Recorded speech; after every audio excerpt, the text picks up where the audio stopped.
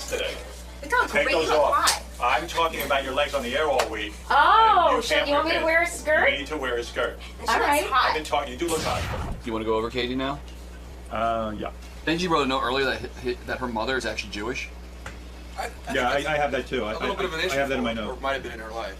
Yeah, but she was raised Presbyterian. I'm like, you're Jewish. Right, and I don't think she didn't come out with it until like 6-7 years ago. It wasn't cool to be Jewish back then. So on Wednesday, I went and did the Katie Couric. Horrible weekend. I know. The weather right? was awful, and then all of a sudden, it's beautiful when we have to go back to work. Well, it was pretty yesterday. A little chilly, but it was okay. pretty. Yeah. What is your schedule like on any given day doing the Katie Couric show? Are you taping today? No, I'm not do not. taping today. I'm taping a show tomorrow, 2 on Thursday and 1 on Friday. So I was shocked doing your show that we were there from 1:30 to 4:30. I know. I'm so sorry, Howard, but you had fun, right? I had a good time, but what upset me when I went home was that I feel we did a really good interview for 2 hours. Well, you know what I was thinking? I was And going to someone's talk to gonna them. edit it. I know, but I was going to talk to them, to the producers, and see if we could run a second show with some of the material that we couldn't use in the first. Because I think, It was you know what good. happened? You know, you never know, Howard, even you, how good a guest is going to be and how forthcoming and You're right. generous. And so we did go a little overboard, but you gave us such great material. We had I don't know about you, but I had so much fun talking to you. I had a fabulous time doing your show. And it was actually, you know, I liked the fact that it was fun, but it was also serious. You know, I think we had a serious conversation about a lot of different things. Well, it made me realize what a good interviewer you are, because people have said to me, gee, Howard, you do a good job, because people get relaxed and they start talking. You're the same way, and I think it's harder on TV when you have that whole audience. Right, I yeah. think the audience can get in the way. When you were a news person or on the Today Show, you didn't have that audience in your face. I think the audience is a mixed bag. I think for some people, they can get a lot of energy from the audience. I think you did this too, Howard. You sort of turn and you talk to the audience, you acknowledge that they're there. It's sort of like being on stage. And so for some people, I think it's energizing. For other people, it's off-putting. But I know what you mean, because I think when it's just one-on-one, there is kind of an intimacy that develops between two people. I think people will like seeing the show today, the Katie Couric show. What time is it on in New York? It's on 3 o'clock. But it's on all different times throughout the country. Mostly 3 and 4, really, throughout the country. It's syndicated, so stations put it at different times. That's sort of Oprah's old time period, 3 and 4 o'clock, right? Do you think your show would have come about if Oprah was still on the air? Was there room enough for another show? I don't think so. I mean, it's really hard to even do it now, to start a show in this current climate. You know what's going on with the fragmented media landscape, and to really get viewers to be excited, especially I think at that hour of the day. You know, there's a certain set of viewers that are available, and sometimes, you know, not as many people, say, who are around in the morning who kind of make something like this or the Today Show or GMA part of their morning routines.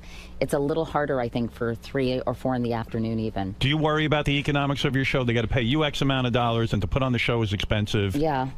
Could someone again make that kind of money like Oprah did, or is that a thing of the past? I don't know. You know, I think it's increasingly difficult to really get that kind of market share in the current climate. But, you know, that doesn't mean that, of course, you know, the listeners who listen to you, the viewers who watch me, you know, it's a wonderful platform. It's a great opportunity. Yeah, the show's fun to do. You know, I like it because there's so much variety. Last week I did a piece on the military, saluting the troops and talking about PTSD. You know, I really like, first of all, I love interviewing interesting people. For example, when we did the show, but I also like talking about important issues and topics, whether... Do you worry, though, if you do a show on post-traumatic stress syndrome, do you worry that the ratings will go down? Yeah, you know, I sort of, that's in the back of my mind, Howard, but honestly, I came to this wanting to tackle some important issues, wanting to hopefully illuminate some topics that don't get enough airtime in other venues. And so my feeling is, this is who I am, this is what I care about, this is what I'm curious about. But do you have people who come into your office every day and say, hey, Katie, it's great that you're into post-traumatic stress syndrome and you want to help people, but the ratings dropped by X amount of people? You know, they kind of say, it didn't do that well, but then I say, oh, well, that's You really okay. don't get affected by that? No, you know, I don't, because I think at this point in my career, Howard, I want to do quality stuff. And if people don't want to listen to the stuff that I'm interested in doing, you'll leave. That's okay, you know? It really is okay. So I want it to do well, but I don't feel this incredible pressure that, oh my God, I'll have to do anything to make you know, to get more viewers or to make whatever. What do you like better? You like doing hard? You see, I don't think many people realize that when you started out, and I think you've had a charmed life in a sense. Well, I'm talking in about some ways, in maybe. career. Charmed in the sense that you got out of college where you were a Tri Delta. So was my wife, which I'm amazed because and when I went to college, nobody even would want me in a fraternity. Like no one, there was no fraternity for me. And now you're married to a beautiful sorority girl. A Tri Delta. Yeah. But when you went to college, you get out and you start. I forget where you started working. Like right away, you had a job, like a great job. I mean, no, not really. I was basically a desk assistant at ABC, Howard. I was making coffee, answering the phone. I had to bug the hell out of them to get them to hire me. I had to keep going, and you should hear how I kind of figured out how to get upstairs to talk to the bureau chief of ABC News in Washington. You didn't sleep with him at all? No. What happened was I applied for all these jobs. I didn't hear from anyone, so I said to my mom, can you drive me down to the ABC News Bureau in Washington? So we get in our Buick station wagon, you know, she drops me off. I go inside, I say to the security guard, can I go up and say hello to George Watson, who was then the deputy? I know he was the bureau chief, or Kevin Delaney was the deputy bureau chief. And they said, well, no, do you have an appointment? I said, no. And I said, well, can I call Davey Newman? And they said, okay. So I picked up the security phone, and Davey Newman was the executive producer of World News Tonight. That's ballsy. And I said, hi, Davey. You don't really know me, but my sister Kiki went to high school with your twin brothers, Steve and Eddie Newman, and I'm wondering if I can just come and say hi and introduce myself quickly. You had balls. I did. Do you think you had balls because your father was a journalist, right? Yes, yeah. So when you're around that kind of vibe, I don't even know why you would pick journalism when your father's a journalist. Maybe if you were a boy, it would have been different, but do you feel that sense of competition with your own father, right? Oh, no, not at all. Not at all. He was a print journalist. He worked for the Atlanta Constitution and United Press, and then he went into PR because I think he had a hard time supporting 4 kids. As a journalist. On a reporter's salary, yeah. But no, I don't, not at all. In fact, he was so proud of me, you know, and the one thing, I think he encouraged me to go into journalism because the one thing that I could do decently, I could write well, right. And I wrote well under pressure, and I was very outgoing. So then I thought, well, why not try television? Because the doors were opening for women in broadcasting, right. And I thought, you know, it's more lucrative. Yeah, but you got the job at ABC, and then you went to CNN right away, too. Yeah, but, you know, George Watson left ABC, started CNN, so I went as an assistant assignment. I mean, I really worked my way up, I know. Howard, I don't think people realize that of you, because when you went to CBS News, guys like Dan Rather gave you such crap. Yeah, that was sort of disconcerting, actually. And, you know, he'd been very, very kind to me throughout my career. I had met him on a number of occasions covering hearings on Capitol Hill. I think I saw him during the Clarence Thomas hearings. And he was incredibly gracious and generous. And I don't know, I think he was colored by the very bad experience he had at CBS. So I think he was pretty angry. Yeah, but it was so sexist. He said, they're bringing in Katie Couric to tart it up. Yeah, to that tart was it up. odd, A tart is a prostitute. You know what I mean? I don't know if a tart is a prostitute. Well, I think that implies that you're just some cheap. Floozy. A floozy. Yeah. In other words, you're going to floozy it up on the news, and they're trying to bring sex appeal. That was awfully archaic thinking, I think. Yeah, I was surprising, actually, you know, and disappointing. But what are you going to do, Howard? You ever run into him? No, I haven't run into him, actually. What would you say? Do you think he'd be friendly? I think I would say, you know, I don't know. That's an interesting question. I think I would be cordial, and I guess I would have to read him to see how he would respond to me, but that was disappointing and actually kind of surprising for him. Yeah, I mean, Andy Rooney sandbagged you. I feel. Well, I think, you know, what happened is, I think because 𝗧𝗵𝗲 brought me in, right. And I think one of the things you have to have when you come to an organization is the support of the rank and file. And I think when there's a top-down thing that goes on, and I think CBS in particular is a very traditional network, and they are very, and to their credit, very loyal to people who work there. And I think I was viewed as an outsider who came in and hadn't worked my way up the CBS ladder. Whenever the president of the entertainment division brings in a news person, news people get completely pissed off for 2 reasons. Number one, the entertainment division is willing to pay people a lot of money to bring them in. And you came in at a high salary for a news person. Well, it's really what I was making at the Today Show. Right. Yeah. About $15 million. And so the news people go, oh, she's making $15 million, and rah, rah, rah, rah, rah, rah, and they undermine you. They do. They undermine you. I was shocked because when you did your interview with Sarah Palin, I thought more people would praise you. I think that was one of the single best interviews I've ever seen anywhere. Sarah Palin. When I watch that thing, and I've watched it probably 50 times, to me it's a lesson on how to interview someone. Well, you know, actually that interview did get a lot of praise and support. I think that later when she talked about it publicly, it was more criticized. But initially when it aired, Howard, it got...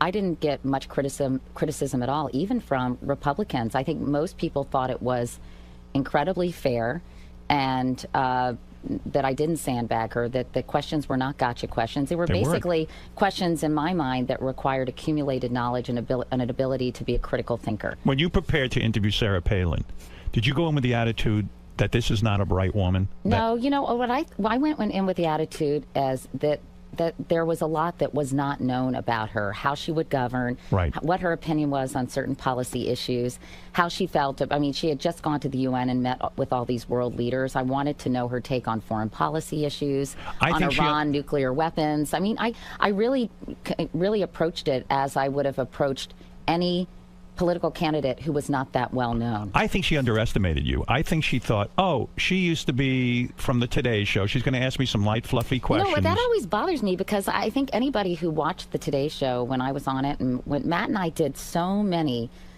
serious, hard-hitting interviews, and with a whole variety of people, whether they were CEOs like 𝗧𝗵𝗲 or David Duke when he was running for office. Even when Matt first came to the show, you were the one who got all the serious interviews. That's true. Hi, Robin. Yeah, How are you? Nice to hear your voice, Robin. By the way, I do talk about Robin in my Katie Couric searing interview, the intense interview. Yes, he said the nicest things about you, Robin. My Robin, of course. You know, but you're right. So that I think because the Today Show provides you with so much variety. So one minute you may be interviewing 𝗧𝗵𝗲, and the next minute you may be doing a cooking segment or the hottest jeans for summer. You know, so I think as a result, people don't look at your your body of work, so to speak, which always sounds so pretentious, in toto. You know, they kind of remember the fun moments when you're flying across the plaza dressed in a Peter Pan outfit, and they kind of dismiss the moments when you're doing serious interviews. So when you did the Sarah Palin interview, after you get done with something like that, do you know you have gold, or were you shocked by the reaction?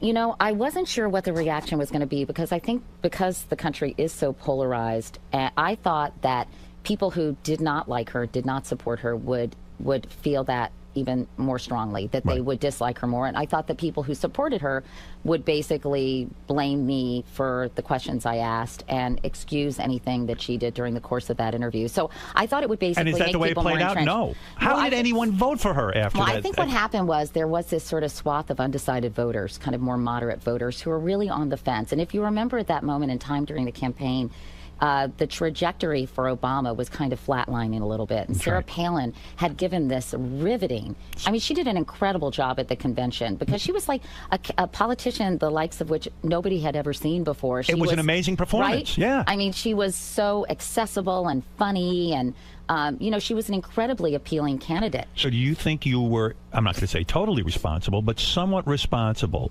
for Obama winning? No, I mean, would. I would say that I think for this broad swath of undecided voters, I think they saw this interview, they thought, gee, this is the person who's going to be a heartbeat away from the presidency. John McCain had multiple instances of melanoma. Thank goodness his health is good. He was just in Syria, meeting with rebels. And, you know, so I think it really gave people pause. And they thought, not only about her, but I think about Senator McCain's judgment in selecting her. Yeah, I think it changed a lot of people's opinion. When I saw the answer to the periodicals, when I saw her answer about Russia being like she's doing business with them because they're near Alaska. And you know what's so interesting? That whole question about what do you read, that was kind of an afterthought for me because that was at the end of our second interview. It was a ridiculous easy. We had done one interview in New York, and then we did a second one in Ohio after a campaign appearance, and we had to do a walk and talk. You were walking we wanted down to a get road. some B-roll, for the interview. And I was curious because when anyone is so extreme in their political ideology, I'm always curious, like, what made them that way? What shaped them? What did they have a formative experience? Was it their parents? What do they read that kind of helps reinforce that on a daily basis? It was a softball question. If any of the questions were softball, it was a throwaway. Yeah. It was like, hey, what do you read when you wake up in the morning? It was. I think she was so aggravated with me by that point that she just was very defensive about it. And she said, you know, people in Alaska read. And I said, you know, I thought I wasn't suggesting that. But I thought it was interesting. And I wonder if she in her own mind has gone back and thought, gee, maybe I should have said I read every newspaper in Alaska because I'm governor of that state. Or I read every national newspaper. And, you know, Katie, I Google things. I mean, I don't know. I don't think she's the type of person who goes back and thinks about what she says. I don't think she reflects. No, not at all. I think she's thought, Katie Couric tried to screw me. I don't like her. It's that simple. But you have know? you ever run into her again? I haven't. You know, I did invite her to come on my show. Oh, how great would that be? But, you know, in a way, I think the purity of that interview and that experience and that exchange sort of should... part of me feels like, you know... I mean, it would be a very different interview now because she's not running for office. And it would take away, you know, now that you bring that up, I agree with you, that it would take away from the purity of the interview because you guys would sit there and do sort of a nicer interview and who knows, maybe even try to explain away some of it, and she'd put a spin on it, and I don't know. I think it would ruin everything. I do. Yeah, I have very mixed feelings about it. Well, needless to say, I've extended the invitation, and I have not heard back from her. What are you doing about this whole Today Show controversy now? I mean, me? What am I doing? Yes, because I want to know your thoughts. Yes, she does. She has to step in and straighten it out. I'll take care of it, Howard. You had decided after the CBS News thing that you might consider going back to the Today Show. After, I guess, 𝗵𝗲 𝗦𝗃 left, that you would join Matt again at the desk, and that then the plan would be after the 2 years that you did that and Matt's contract was up, you would then do the show together, your new talk show together. I mean, I don't think it was ever quite as far down the road as you described now, Howard. I mean, I think that Matt and I had talked about possibly teaming up and doing a show at some point. Right. And, you know, there were some cautious overtures to me to possibly come back to the Today Show, but then they sort of evaporated. Was that something that was not an option for you? You would never go back? You know, part of me, for me, that was the best job because, first of all, I loved the ensemble cast. I loved working with Matt. We did have this special relationship. And you did not enjoy working with Brian Gumbel? No, I actually did. I did enjoy working with Brian. No, I think it's known in the industry that you had great chemistry with Brian Gumbel, and you were very professional with him on the air, but behind the scenes, you were not thrilled with him. Well, you know what's funny? You know, I feel very close to Brian now. I just saw him the other night, and I really like... Yeah, I mean, I wouldn't say we socialized. I mean, I actually would love to have lunch with him. We've talked about that. I saw him at a movie screening, and I love his wife, Hillary. Right. I think he's incredibly happy now. I think... Biggest mistake he ever made was leaving the Today Show, yes? Well, you know, I think to everything there is a season, Howard. Yes, but still, you must have been... At the time that you were working there, you were not thrilled. I mean, you did the job, and you were great at it, and you made chemistry happen with him. I would say that Bryant, at the time, was pretty prickly and sometimes quite... challenging. Angry. I wouldn't say angry. I think Bryant was very set in his ways. You know, he was used to being the top banana. And when I took that job, Howard, I said to the president of NBC News, Michael Gartner, I said, listen, I'd love to do the Today Show, but I want it to be a 50-50 division of labor. I don't want to be relegated to doing cooking segments and the lighter fare because I'd covered the Pentagon. I'd worked really hard to be taken seriously as a journalist, and I said I don't want to be in that position. So I think that initially probably that was pretty off-putting for Bryant. Right. And I think he was sort of a little like, who does this person think she is? Ultimately, they said, well, how about 52-48? And I said, I'll take it. Right. But you know, I just think that probably there was a little jockeying for position. And because I wanted to be taken seriously, and I think Bryant also was used to being the top banana. Don't you think Brian thought when he left the show would fall apart? Don't you think there's always that expectation? I don't know. I don't think so because Bryant and Matt are, as you know, Howard, are really, really close friends. But when you left, didn't you don't you take some pleasure in the fact that the show now is struggling? I mean, yeah, okay, they had their run with 𝗵𝗃 and all that, but don't you take a little bit of pleasure? Say, you know what? It's not for everyone. Not everyone can do that job. Well, you know, I do feel like the Today Show is such an institution, and it's sort of stronger than the sum of its parts. You know, I mean, I think it's a great show. I think it has to be cared for and nurtured, and I think that's what's been going on now. Is that why Good Morning America is winning? I think Good Morning America is winning because it's more fun to watch now. I think probably because of all the sturm and drang that would happen on the Today Show. I think GMA, everybody seems sort of lighter and happier. They seize the moment. Yeah, and I think, you know, I think it's usually the way things, you know this, Howard, from being in the business, it's the way things are orchestrated by people behind the scenes, that they never realize how careful they have to be when they're doing anything with the people on air, because people do feel very familial towards their morning show folks. You know, they feel like they're part of their family. They feel very close to them. So what's the right way to fire someone? If you're an executive, I know the executives at NBC get criticized, and I know a lot of these guys because I work on America's Got Talent, and they're nice guys. They don't mean harm. They don't want to do things. What is the proper way? If they feel Ann Curry isn't working out, what is the right way to quote unquote fire somebody? I mean, it's always going to be ugly, isn't it? You know what? Don't you think that people don't ever have face-to-face conversations and say, you know what? And again, I haven't worked at NBC for a while, so I don't know what everything that happened behind the scenes at all. But I feel like people have a very difficult time just being direct and honest with someone. Transparency. You know, or just saying, hey, you know, this isn't working, this is working. You know, we're a little concerned. Maybe this isn't the right spot for you, but we really value you and value what you've been able to contribute to the network. That's true. You know, Ann has done a lot of great work for NBC, and she is really I think, very successfully carved a niche for herself to cover a lot of these big international stories. And I just think, I don't know, I think there are a lot of cowards who work in television and probably in every industry. You're right. Sometimes you think you're protecting the person by not being so transparent, by not coming forward and having that discussion. And yet you're right. If you make a good point. If you sat down and you had this very honest discussion, maybe it wouldn't seem so ugly. Instead of these behind-the-scenes machinations where people feel like they're being sabotaged, and, you know, say we want to put you in a position where you're going to really soar and do let really us well. all win. And by the way, you know, a lot of it's not even personal. It is, Howard, you and I talked about it on my show, a little bit about chemistry. You know, so much about that show.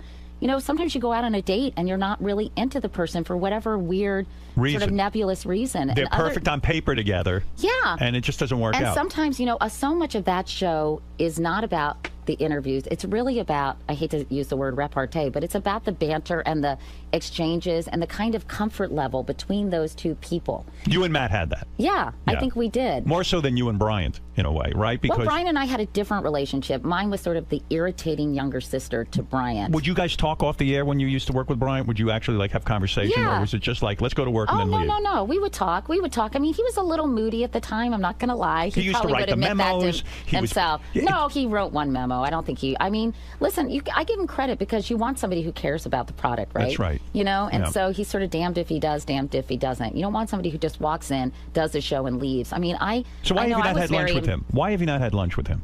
Honestly, it's because we've both been busy. He lives in Florida part of the year. Oh. You know, and we see each other, and honestly, there is a genuine warmth and affection between the two of us. Right.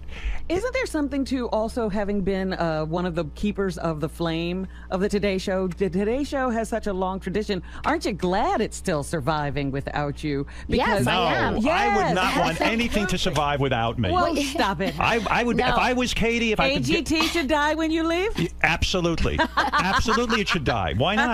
Why am I like that? Am I so deformed? I think there's come on, let's be honest, there's a little primal instinct in everybody who has that. But, you know, you hope to appeal to the better side of yourself. Think of the pressure you were under when you took over the Today Show. You were replacing Deborah Norville, who hadn't worked out. Deborah Norville failed. And you could have easily come in there and not been accepted by the audience. It's so weird. How do you charm an audience? You know what? I sort of feel like that's so unfair to say Deborah Norville failed. Well, that was the perception. Well, you know, I think for that moment in time, what happened was, again, if people remember, Jane Pauley was kind of forced out. Right. Deborah Norville was brought in. And she was seen as a villain. Yeah, and it was sort of, in a weird way, out of her control. And I think, I mean, I really like Deborah. I think she was almost too beautiful to do that job, because people used to say they felt like they had to be dressed with their makeup on watching Deborah in the morning because she was that stunning. And I think it was a little bit like, whoa. And, you know, again, I think she's incredibly smart. She landed on her feet. I have a lot of admiration for her because, listen, to be publicly humiliated like that is an awful, awful experience. I mean, I think we've all had our time with that. Yes. And so I think, you know, I really admire Deborah, and I think, again, it was just sort of how they positioned it.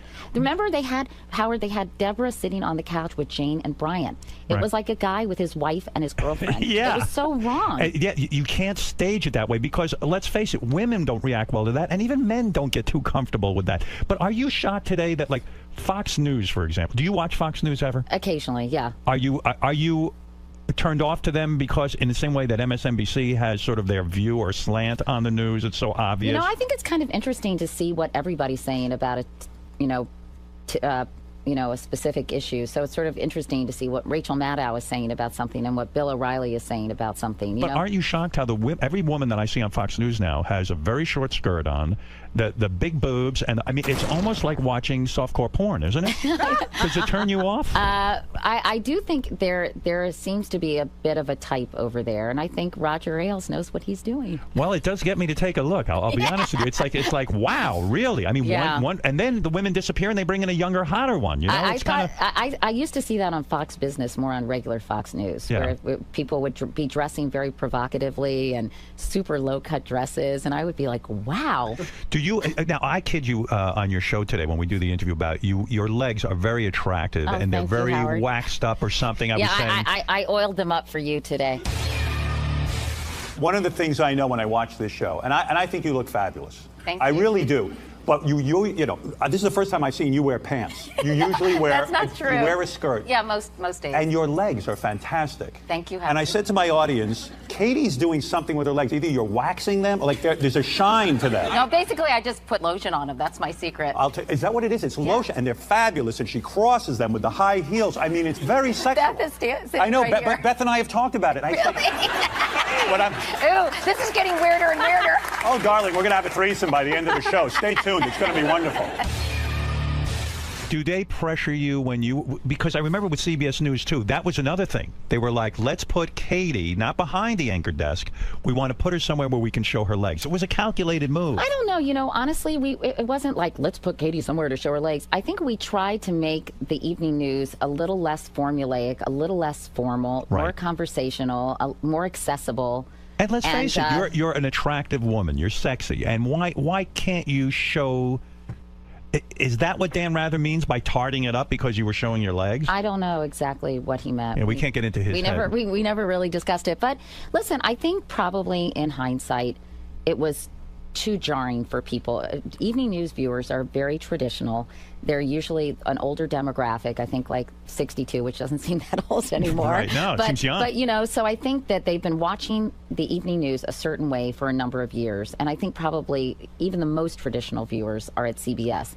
So in hindsight, I think we probably should have made these changes incrementally. Yeah. And I should have been probably less willing to try and experiment and been more formal things and the way perhaps they more were, formulaic, and then change things slowly. Yeah, but to be honest with you, probably even though I felt very honored and privileged, I was thinking about on my way over here how I had dinner with Walter Cronkite, you know, before I took that job, right, and talked to him, and you know, he was very supportive of me, which was really a wonderful thing. Yeah, and I felt very privileged to sit in a chair that he had, you know, presided over so beautifully for so long. But you know, I think, you know, I like conversations. I like talking to people. You're I like a little now? more spontaneous. Yes, I think this is a much better fit for me.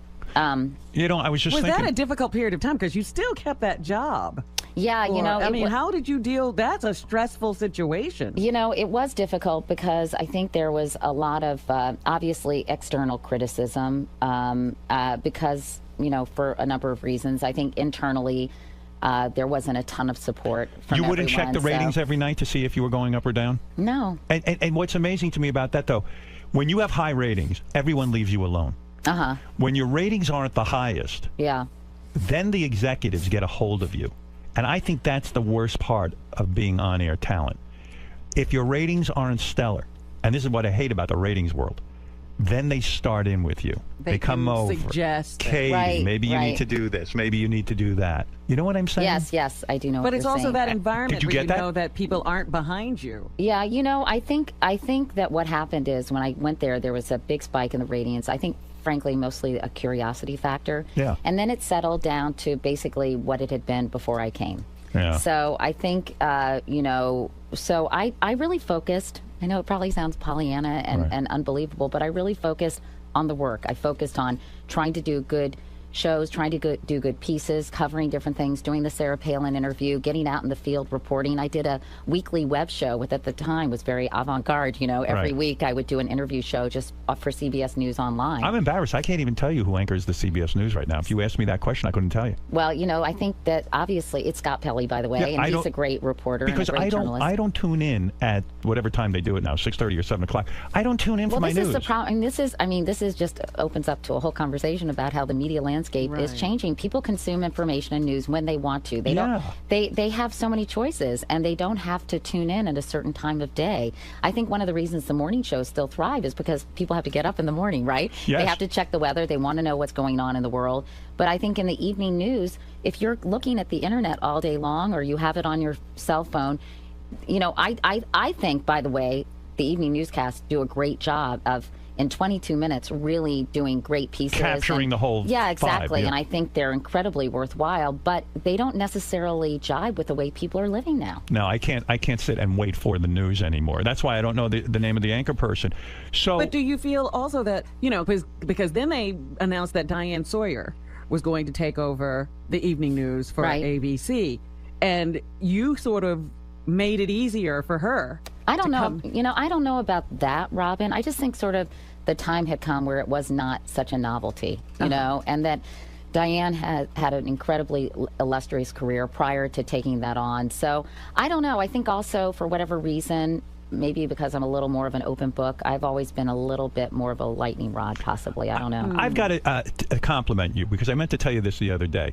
The colonoscopy thing, in all seriousness, I remember the only thing that I knew about colonoscopies, because you had your on-air colonoscopy, which, by the way, I mean, weren't you nervous your ass was going to be on TV? I mean, I would just kill myself. Believe me, I gave the camera crew very strict instructions. This was and very brave. I had the final say in the editing process as well, Howard. When you saw when you saw the raw tape, so to speak, is your ass being shown all over the place? And were you mortified? No, not at all. Right. They were the colonoscopist the endoscopist was very discreet, a guy named Ken Ford, and listen, the camera guys know I had a mammogram on the Today Show, and they weren't taking shots of my breasts. How do they do that? How do they not photograph your breasts? Because you're in one of those gowns, and they get behind you, and you know. The colonoscopy thing was great, because I remember my father told me when I was a young man, he had turned 50, and he said to me, I just went for this thing, colonoscopy, and there was no, they didn't knock him out. There was this huge pipe involved, and he said to me, he turned to me and said, he had a colonoscopy or a sigmoidoscopy? I don't know the difference at that point, but I remember it was a huge pipe, and he said to me, my dad's pretty stoic, and he said, I don't care about cancer or anything else compared to what they did to me today. He goes, I could never go through that kind of pain. And I never heard my father say that. So my feeling on colonoscopies was that sort of archaic view that this horrible thing happens to you and I'm never going to do one. So when you did it, it really made me realize, wow, they're not painful. The process has changed. And then my doctor said to me, I'd rather get a colonoscopy than, he says, you should see the operation they have to do on you if you get colon cancer. It's way painful. It's like the worst pain ever, so just go through it.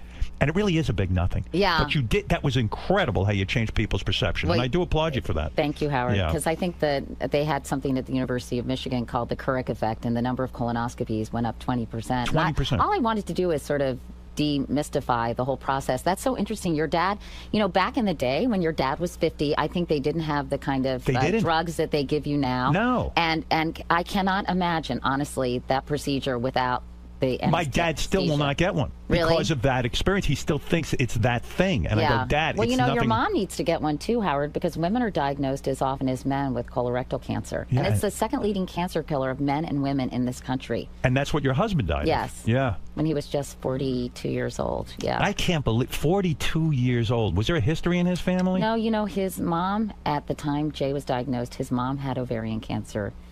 She ended up outliving Jay, and his grandmother had breast cancer, and there's a feeling that certain glandular cancers are hereditary. And, you know, for example, if you have breast cancer, you have a higher risk of colorectal cancer. So I think that obviously there is some genetic predisposition. And did you have a sister you lost to cancer as well? An older sister who was a state senator, very accomplished woman. She was running for lieutenant governor with Mark Warner in Virginia, and everyone used to predict that she would be the first female governor of the state of Virginia. Wow. Incredibly impressive, wonderful, talented person. And she was, you know, a couple years after Jay died, I got this phone call. This is like my bizarre, surreal life. I'm in the green room at the Tonight Show, And I had just done the Tonight Show, and the person who was the Today Show publicist said, your sister called, it's an emergency, you need to call her right away.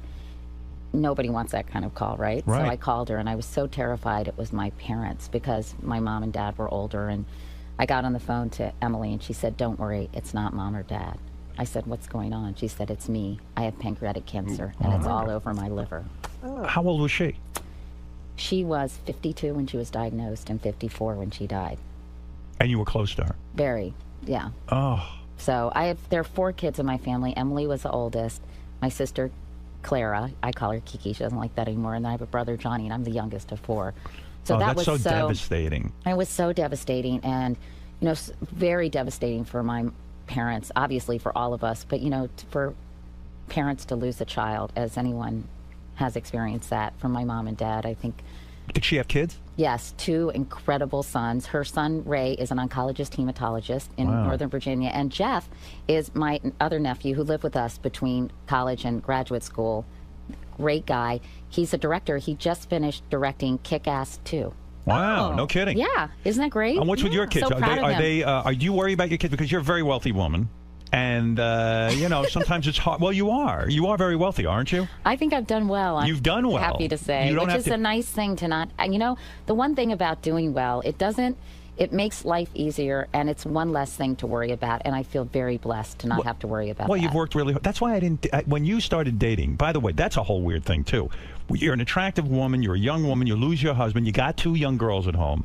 When do you start dating? How long do you wait? I think it was like a year and a half. Did it feel remember weird? The 1-year anniversary of Jay's death, and I was just in such a dark place and so depressed. And then I thought, I'm young, I have these 2 little girls. I really did imagine that I would be in a Carol Brady situation. Right, a merged family. A blended family, and it never really happened. Because you say you're sad that you never had more kids. Yeah, I think I would have liked that, but it just didn't work out that way for me. How the hell do you juggle your career when you've got 2 young kids at home and you're doing the kind of work you're doing? Well, I was very lucky because I was well compensated. I had a wonderful person, 𝗬𝗏 𝗦𝗲, who lived with us, who was like a second parent to my girls. So you could go off and cover a story and be gone for 2 days and you didn't worry? No, not at all. Yeah. And that's such a blessing to be able to have somebody like that in your life. And she was such a positive influence. I really credit her. I think my girls have turned out really well. They're great, nice people. Right. And I feel like 𝗬𝗏 had so much to do with that. And are you still in touch with her? Yeah. She lives in Boston. She got married and, is living her own life, which is as it should be. What would you call her, a nanny? Yeah, but to me, she was so much more than a nanny. I used to call her my wife. Right. But, because she really was like a second parent. So I don't know, nanny just doesn't even seem to describe what role she played in our lives. Ah, so the kids must still be in touch with her and they must love her and the whole thing. Yeah. It's funny, though, those situations, people drift apart, and she's always going to hold an incredibly special place in our lives. I wish that we stayed in better touch with her, to be honest with you. But, teenage girls, Howard, you've got 3. If you had 3 of them, they're very involved in their own lives and get sort of caught up in that. You're lucky they call you, right? Yeah, right. Yeah, exactly. Before your husband died, did he, and maybe this is too personal, but did he make a tape or anything to talk to the girl? That would be my first inclination. If I was diagnosed and I knew I was going, I would make a series of tapes maybe, because my biggest fear is that they would never know me or remember me. Yeah, that's such an interesting question. I remember going with Jay. I think my parents were visiting, and I used to go to these screenings all the time because if I was interviewing someone on the Today Show, I'd really try to watch the movie, or it'd be hard to do the interview. Yeah. So I remember Michael Keaton. I don't know if you remember this movie called My Life. Oh, yes, yeah. where he made the videos. Oh my God. And you went with Jay to that? Yeah, this was long before Jay was diagnosed. Okay. And that movie just devastated me. And I remember that he did do the tapes, and I think the last scene is Nicole Kidman watching one of the tapes with their child. Right. But it's weird. I think that we never gave up hope, and I think we didn't even really talk very much about Jay, the possibility of Jay dying, because I think when you're in a devastating situation or a really hopeless situation like that, if you have one glimmer of hope, you have to hold on to that with all your being. And I think that if you make a tape that says, I'm dying. Yeah, it acknowledged it, even though I think we both knew inevitably. But every time, something would happen, if he had lung mets or his vision was impaired because he had stuff going on in his brain, I would say, we're going to figure this out. We're going to take care of it. Don't worry. And I think if I had said, will you make a tape for our girls, you know, it would have just that would have been devastated him. Terrible. And so, you know, he never did that. The only time I think we even acknowledged the possibility that he might die is we were at we had a house in Dutchess County in Millbrook, and I said, you know, I don't think I'm ever going to be able to come to this house if you're not here. Right. And he said, well, I just hope it'll be full of happy memories. Did you sell the house after he died? A couple years after, yeah, a couple years later. Yeah, I don't blame Because it was you. hard to go up there and without him, because that house was all him. You know, he loved it. He was a big Civil War enthusiast. Yeah, didn't he have like all the toy soldiers and the whole thing? And He was really into battles. Yeah, he did. He was a reenactor, Robin. I was like, what is your deal? And then I thought, he said, hey, I could be chasing women, drinking, and gambling. I said, I guess good point, good point. Yeah, I'm But I used faithful to to say my to him, toys. if you think I'm going to follow you around wearing a hoop skirt and a snood, honey, you got another thing coming to you. Because they had all these camp followers. People get so into this. But I think what Jay liked about it, he loved history. He went to Washington and Lee. He became really interested in Robert E. Lee. And he was a very Did he have egalitarian slaves? Did he guy. own any slaves? No. He was a very He was a egalitarian union guy, He wasn't he? No, he was a Confederate. Oh, my goodness. But I think he just liked sort of battle strategy. And a lot of the reenactors, they came from all walks of life. So one guy could be a plumber, one guy could be a corporate lawyer, one Right. guy could be a doctor. I mean, it was just such a... And I think Jay loved... Listen, he had 2 daughters and me. I think he loved just the male bonding of it Did you all. marry young? How old were you when you married? I was 31. Oh, 31. So you had some time to play Yeah, around. because I had to run around trying to establish my career, and I wanted the flexibility of being able to move around. So a you lot. got to date before marriage. Oh yeah. Right. So yeah. you kind of did it in a smart way. So it was like you got married at the right age. I mean, it was the right age for me. I remember going to, this is so kind of morbid, but I remember watching Cassie Mackin. Do you remember Cassie No. Mackin, Howard?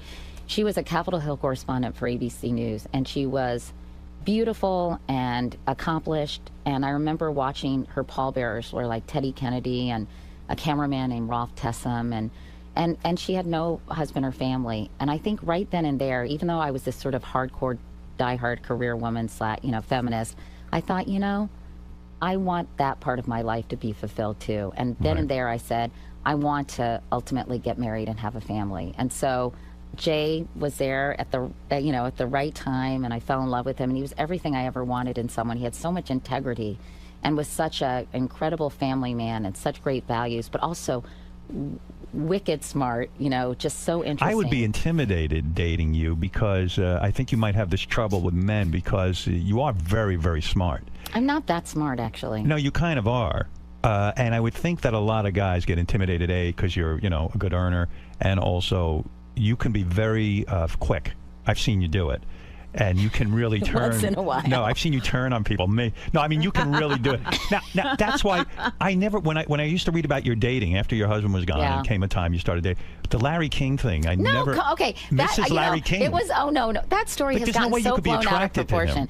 You know what? I think as I told Jimmy Kimmel, because I told that story on his show, because after a while, you run out of things to talk about on these shows. I'm not very interesting, Howard. I think you're interesting. I basically said to him, I don't know how it came up, but I was in this period of my life, I think I was in my late 20s, early 30s, where I thought I'm going to go out with anyone who asked me because everyone is sort of interesting in their own way, right? And you can learn from every experience. So Larry King asked me out to dinner, and it was just so comical and so funny. Of course, his recollection of the evening is completely different than mine. Knowing what I know of Larry King, he had to be hitting on you, like constantly sort of trying to seduce you. Yeah, am I accurate there? Well, I don't know if that's what you call it, Howard. Because he's pretty direct. Like when he wants to go to bed with a woman, he's pretty direct. Yeah, he was pretty direct. I told you. I said I went to we were in this car, and I said, "Where are we going?" He goes, "My place." And I was like, "Do." How'd you get out of that? What am I going to do? What am I going to do? That's the hardest part for a woman when you're not into a guy. How you sort of get out of it. Well, the problem is, I was 30, and of course, that's not super 80. young. Yeah. But you would think that I would say, "Oh, Larry, that's so nice, but I really need to get home." I kind of froze and panicked, and I didn't know what to do. That's what he does. And we pull into the parking lot at his apartment in Roslyn, and we walk in, and I'm thinking, "Oh my God, oh my God, oh my God, how am I going to extricate myself from this situation?" He's like, "Don't worry, Katie, I have rubbers." He's like, he didn't say that, but he did but I did extricate myself, how? thankfully. What did you just say? Oh, I I have a headache. said, "Larry, you're really nice." And Right. What did you say? I have Let's gas. take it slow. Let's take it slow, like a tortoise. She said, "Yes, I am." I said, "Listen, you're such an interesting, nice man, but I'm interested in meeting someone a little closer to my age." I guess maybe that was too direct. Yeah. You see, you can be very direct. Well, I think, isn't that better just to be honest and direct when you can? And I would also think being sexual with you would be sort of difficult because you're Katie Couric. And, you know, I don't know that you're going to go for me. Isn't that exciting? Like, yeah, but maybe what I do to you, you won't think is, you know, proper. I don't know. Well, I'll be very direct about that, Howard. Are you direct? You order everyone around. No, I don't. Yeah. So I really don't. I'm actually very much a girly girl in... You are? Well, although... I don't know if people would always agree with that. I don't know. Did you find the reaction of your audience interesting when you started to date and who you were dating? Because all of a sudden you were a tabloid person. I know. That was so weird. I think, you know what, I took it kind of as a compliment that I think people saw me going through this very difficult, heartbreaking situation with my husband, who I love so much, with 2 little girls in tow. Yeah. And I think honestly, maybe I'm naive, but I think people sort of wanted me to be happy again. Maybe I give people too much credit. No, but it's weird when you're a news person, and this is the weird thing too about news people that drives me crazy. News people bought into this whole idea that they're not entertainers. And I always thought it was, when you were doing the Today Show, you were not allowed to do outside commercials. Certainly as a CBS anchor woman, you're not allowed to do outside commercials or endorsements. And why the hell not? I mean, think about it. You're an entertainer in the same business that I'm in. Didn't it drive you crazy that you couldn't endorse a product or do any kind of make any outside income? I mean, I was so busy doing my job that it didn't really drive me crazy. And I think you can see from a journalistic point of view, Howard, you know, like you endorse something and maybe you have a news story that's covering said product, and you know, there is an inherent conflict. So I think it's okay to have certain standards like that.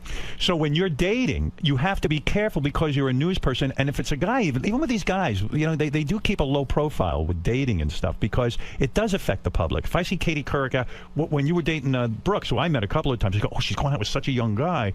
It got me crazy for some reason. I don't even know why. Yeah. Well, you know, I think people like to talk because it's more interesting than their own lives. I have no idea, but whatever. I mean, it was also, you know, oh, that's who Katie would be into. Yeah. You know, like we're getting to know a side of you we might never get to know. Are you the so whole cougar thing is funny, isn't it? Yeah, right, it's right. Like, yeah, well, it was like all of a sudden, well, but why not? Why can't Katie date a younger guy? I mean, it's okay. It just happens. It's weird how you get caught up in it. Yeah. Well, it's just sort of, you know, gossip is fun, you know? Were you nervous as a woman to, after you've been in a marriage a long time, you get comfortable and everything, all of a sudden when you start dating again, you got to take your clothes off in front of a guy. Yeah. And that's got it. Like, did you start working out obsessively because you had to show your body? And you know, somewhere some guys can go, hey, I just was with Katie Couric, and guess what, man? You know, she's got I was a nice a little ass. more discreet than that and discriminating, Howard. You didn't know? sit and worry about who you dated. And A, were they using you for your money? Number 2, were they sitting and talking to someone about, you know, the most intimate detail? No, I mean, well, I would love to read an account of your sex. I was in pretty long-term relationships, and I think I'm a pretty good judge of character. And but how has some guy never written a book about having sex with Katie Couric?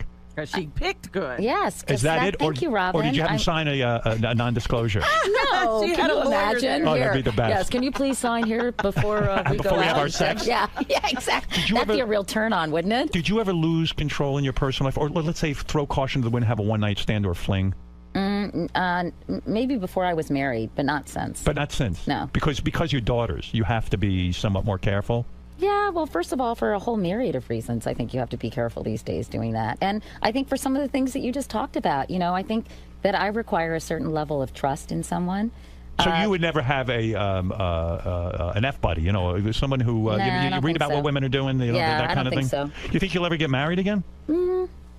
Part of me would like to, because I'm a very traditional person. Right. But you know, with my daughters almost all grown up, Ellie just graduated from college, Wow. Carrie's a junior in high school. It's sort of like, I'm not sure, but there is something nice for me. Well, what do you think about marriage, Howard? I think marriage is fantastic. I'm very happy in my marriage. And, you know, some people would say, well, Katie, if you're not going to have more kids and stuff, what's the point of getting married? I feel that you do feel like family. Yeah. When you get married again. There's something, I think there's something nice about being in a relationship that is not so easy to walk away from. Yes. You know, I think when you're not married, it's sort of like, well... Could always break up. You know, yeah, if this isn't working out, it's not working out. I do think there's something about the institution that makes you try harder. And relationships are challenging. Are you in love with the guy you're with now? Yes. You're in love? Yeah. It was obvious to me. I kidded you about... Today I'm on Katie's show. You'll see the whole interview. I kidded you, but it was some public display of affection at the Knicks game. Well, you know, You were there's at a PDA, basketball there's game. PDA. He held my hand, Robin. No, Is that there was PDA? more than PDA. It was a whole. What It was was a it? It coming was out more- He party. did not kiss me on the lips or anything. It I looked don't know very what the intimate. deal is. It looked like the two of you were really Connected. connecting. That's good. Well, that's no one was fine. watching the game. You were watching each other. Really? I looked at these pictures. I said, Katie's going to get pregnant just from what's going on at the game. You know what I'm saying?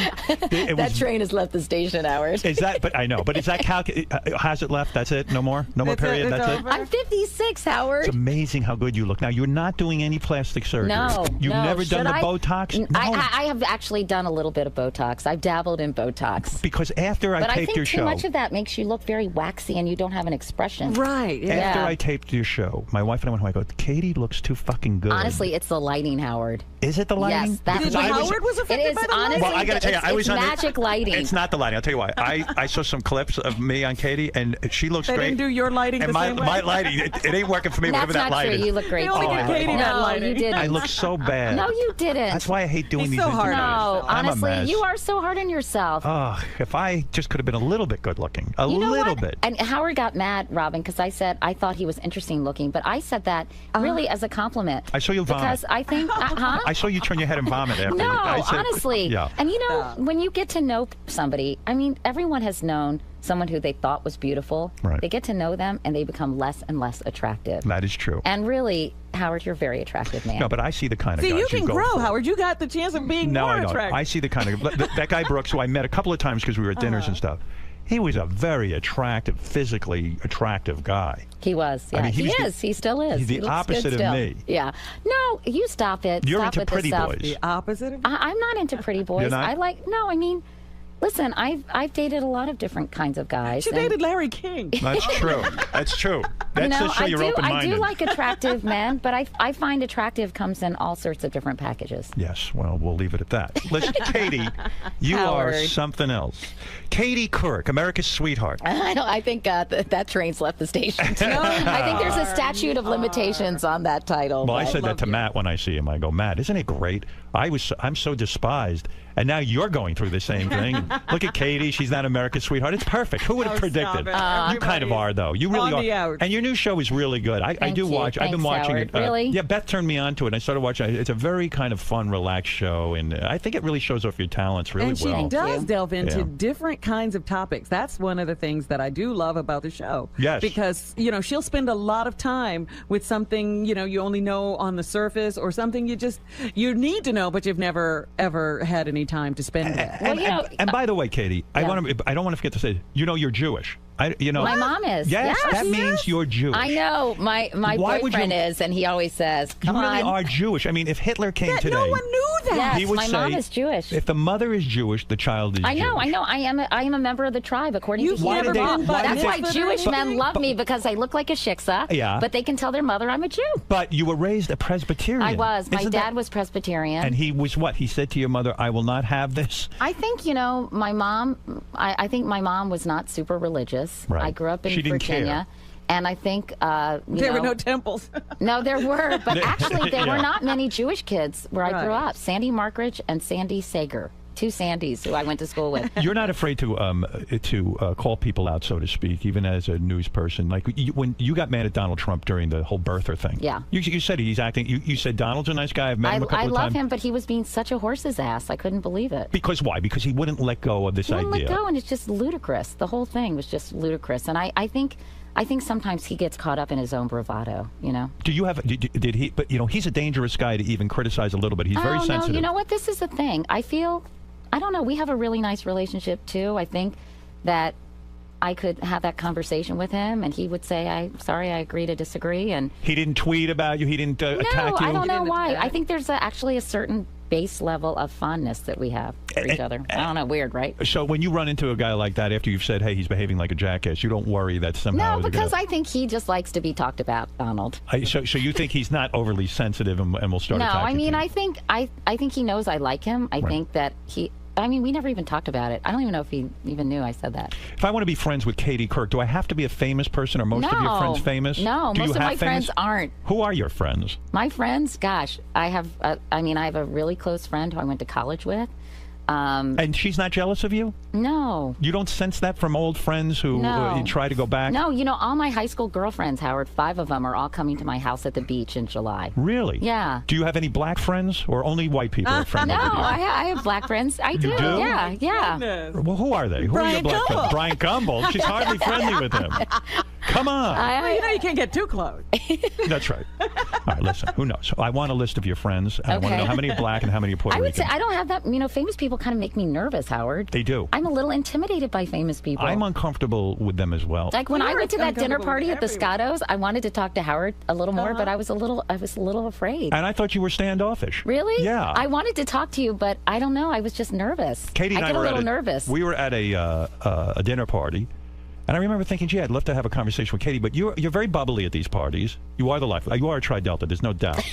And you're kind of flitting around talking to everyone. And I didn't feel comfortable. I was too far away from you at the table to really talk to you. And I did want to talk to you, but I do get a little nervous, especially when I don't really know someone all that well. Right. And but next time I can sit next to you and we can blab away. When you date a guy, you would never have sex on the first date, would you? Mm-mm. Never. That's never happened. I would try to. No, that doesn't happen really.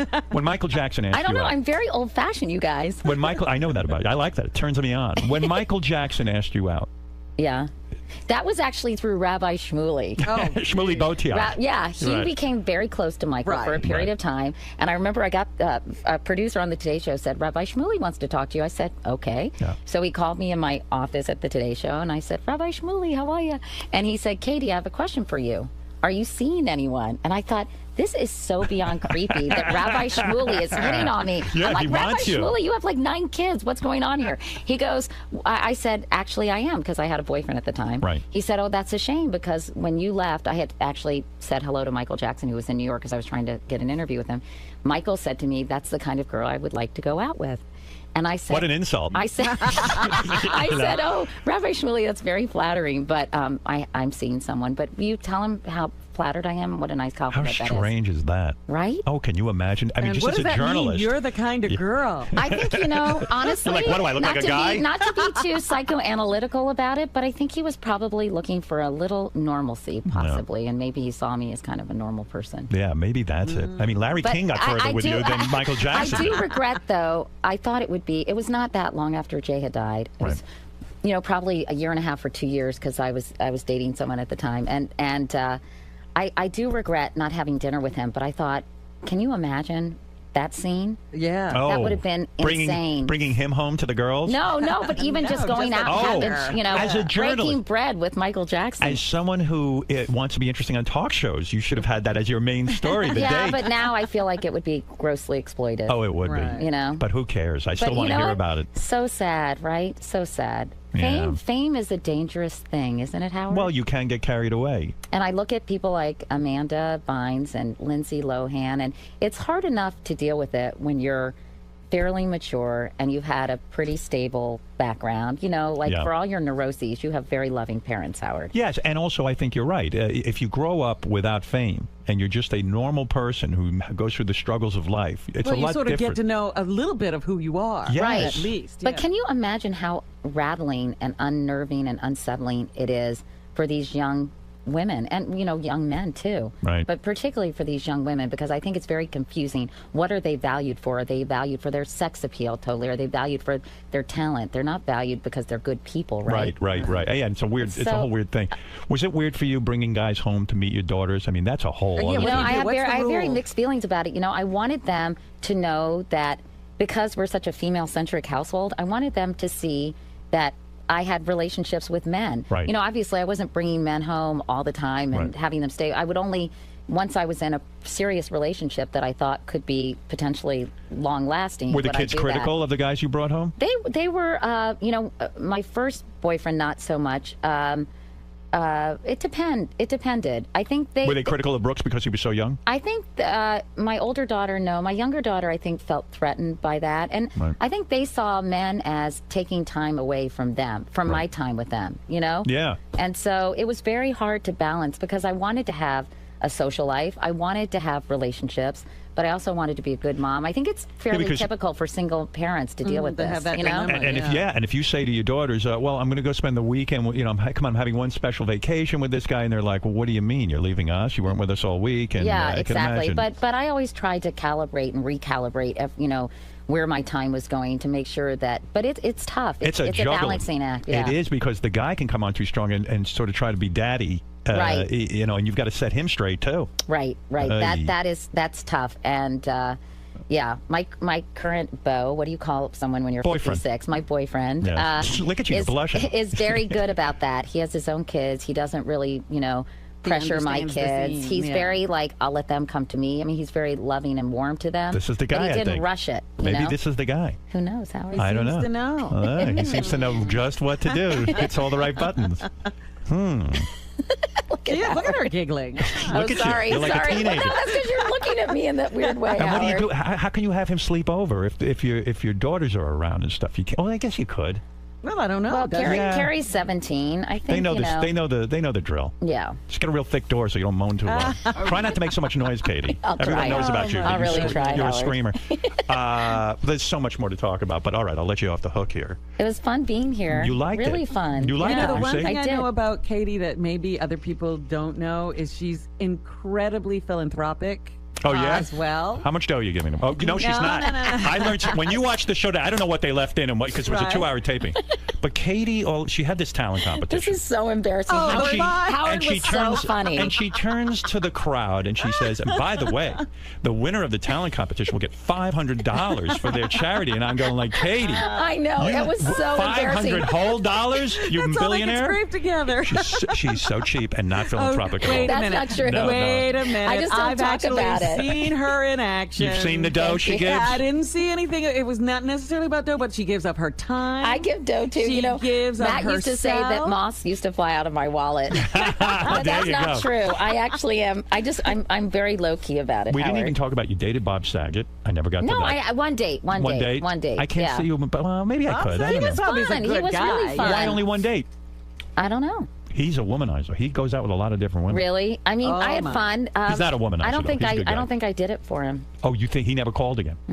Oh. But that's we'll all have to right. find out from Bob what Do you went ever on. do you ever call a guy and say, "Hey, listen, I know we went out once. I never heard from you." I went out with Jeff Probst once too. Did you? A Yeah. good-looking guy. I think he had puka shells on though. That was kind of a weird Oh, He's thing. on Survivor. What happened? One date and he never called you back? You know what I'm going to do for you? I'm going to give you a gift. No, don't. Is this like Jack Nicholson and Something's Got to Give, where he goes to all his old girlfriends and Yes. apologizes? I'm going to ask Saget and Probst why they don't. never called no, you back. Don't, Howard, please. She's very happy with the guy. Yes, She's with. She doesn't it all need any worked out. help. It all worked out, and I can't say that I was devastated that neither called me back. I Really? thought they were both nice guys. You don't take it personally. You have a very healthy ego, because if someone does that to me, I'm like, uh-oh, there's something wrong. You with know me. what? I don't think there was real magic there with either person, but I actually enjoyed spending time with them. That's what I mean about sort of being open-minded about dating. I think women need to be much more open-minded. Dating can be fun if you don't take it so. Exactly. Like, oh my God, there's my husband, and now he doesn't love me. Or I have to have a love connection in the first you 30 seconds. actually can date, because a lot of women can't even date. Every guy they go out with has to be the husband. Yeah, you And- know what? That's such a bad attitude, I think. You know, your attitude is healthy, and you're right. It would almost be like, wouldn't you love to call up Jeff Probst and go, or Saget and go, guys, we went out, we had a nice time. I don't necessarily have to be sexual with you, but you don't have to feel like you could have called me and said, hey, maybe there wasn't something there, but I just want you to know I had a good time. But honestly, you know what? Yeah, I guess, but no hard Well, why feelings. would you do that? I don't really know. need more friends, honestly, Yeah. and they're both nice guys. Do you No- have guy friends? Oh, yeah. You do?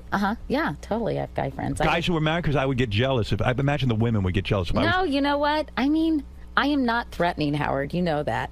Oh, yes, you are. What does she mean? Bullshit. She means she's going, oh, I'm not like sexual, and I'm not someone who's I can have are. very healthy friendships with men, I think. I mean, this is all the whole Harry met Sally thing, but No, yes, you- I Are have you friends and who are Matt married. Lauer good friends? Yeah, Because- you know, I haven't really spent much time with Matt lately, and Katie I wish I could. swears And that I she love never him. had anything going with Matt, ever. There Like, was not even an nothing. attraction or anything. Yeah. You know what? I actually had a little crush on Matt when he was the local news anchor at WNBC. yeah, on because I thought 24. he was so funny and so quick. And then when he came to the Today Show, I think it just developed into a mutual respect and camaraderie. And I wasn't into him that way. Nor if he put the moves to you, you might have considered it. No, I don't know. No? I don't think so. I don't think so. First of all, I think that's a recipe for disaster. Absolutely. So I have always. Wouldn't that have been fun to watch, though? When I have sex with Robin, it gets confusing. Believe me. A lot of people thought that there was something going on between the two of us when we worked together. That. Yeah. But no, and even socializing too much. When I was at the Today Show, I would, obviously I was close to the people, but I didn't want to go out and party with them and go out and socialize because I thought that's dangerous because what if something happened and somebody got mad at somebody and it just can bleed into your work relationship. Isn't it funny, ironic, maybe, no, not ironic, it's just funny that you gave Larry King a chance but not Matt. Isn't that something? No, Matt wasn't interested. Well, you can say that about anybody. What do you think Jeff Jarvis wants? I was just going to say goodbye, but Jeff's on the phone. He's a TV I know then I'll let Jeff. you out of here. Oh, you know Jeff? Okay. Let me hear what he has to say. Go ahead, Jeff. Hey there. So this has been a great interview. And, Katie, you're a wonderful interviewer, and you have your own career, your own show now. I wanted to get your career advice for Howard. What do you mean? Howard lately has been he's always been great. We love him. But the most unbelievable interviews, spending an hour and a half with celebrities, getting things out of them nobody else will get out of them.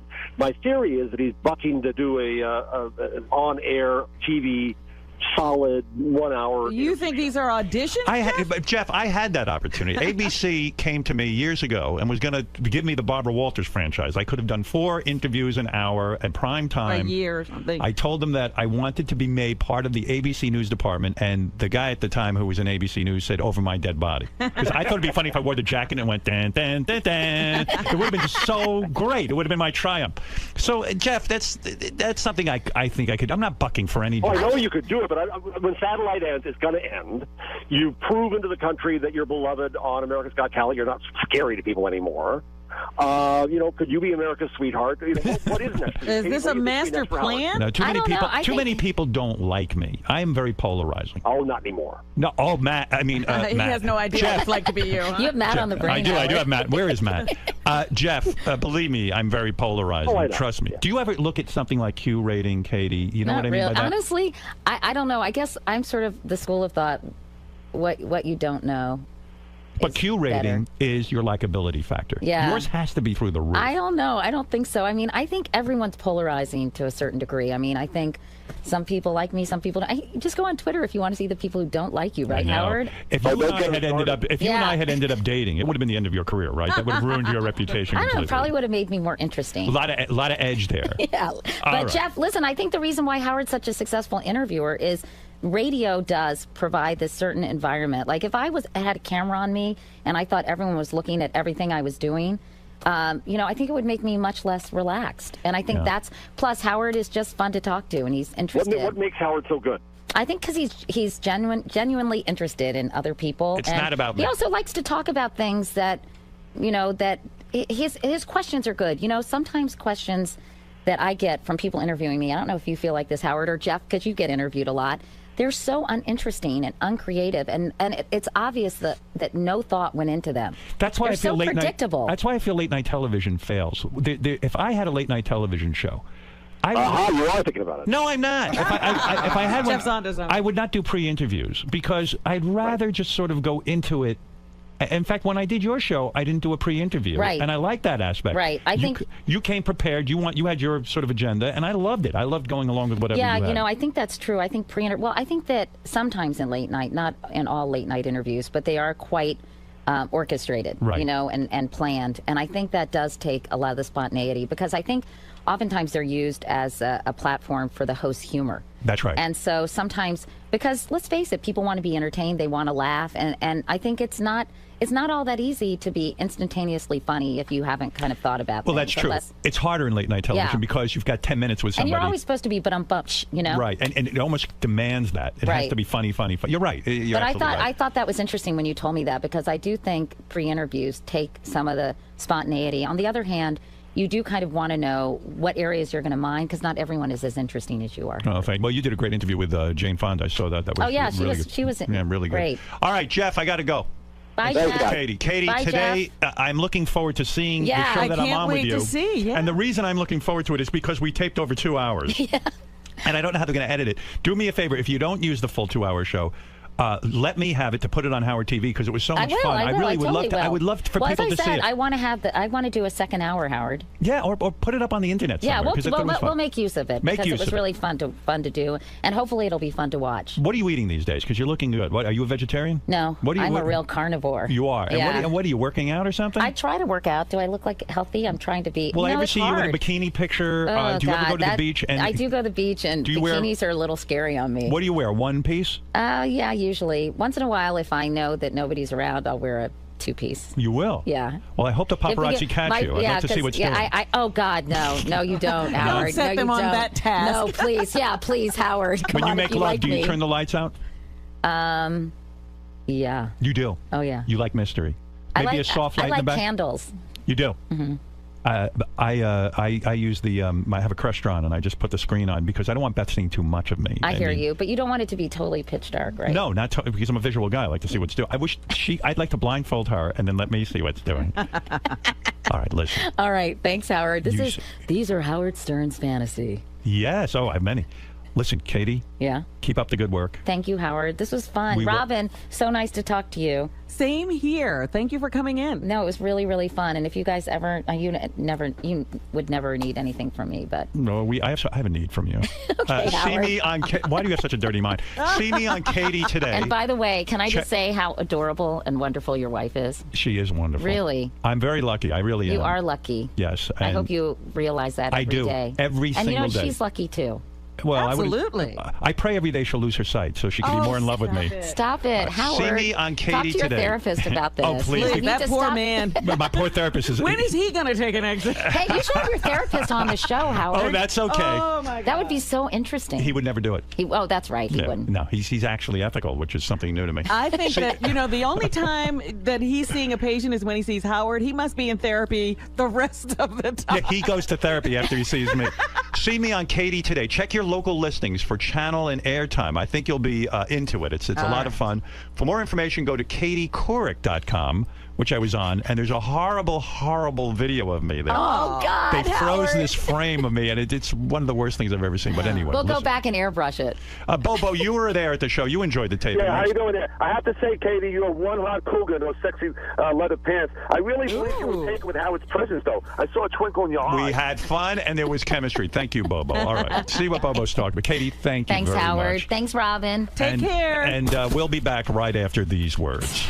So, Katie, this time you're on the other side of the interview. Yeah, it was really fun. I do really enjoy talking to Howard. And on the other side, I feel like we do just have very, relaxed, interesting, hopefully, conversations. And so it doesn't feel like we're playing a role, like I'm on the hot seat or he's on the hot seat. It's just fun to talk to him. It's got a conversational vibe. Yeah, totally. And he was so nice. Everyone was preparing me to answer questions that were just like very, not my typical questions, like anal sex stuff. And I was so happy he didn't ask me that stuff because, first of all, I would have blushed, and second of all, I don't know, it would have just been very uncomfortable for me. Absolutely. There's only so much you can offer. Yeah, exactly. You mentioned that Howard takes a genuine interest in the people he interviews, and that's what makes him so great at what he does. What do you think his legacy will be as a host, as an interviewer?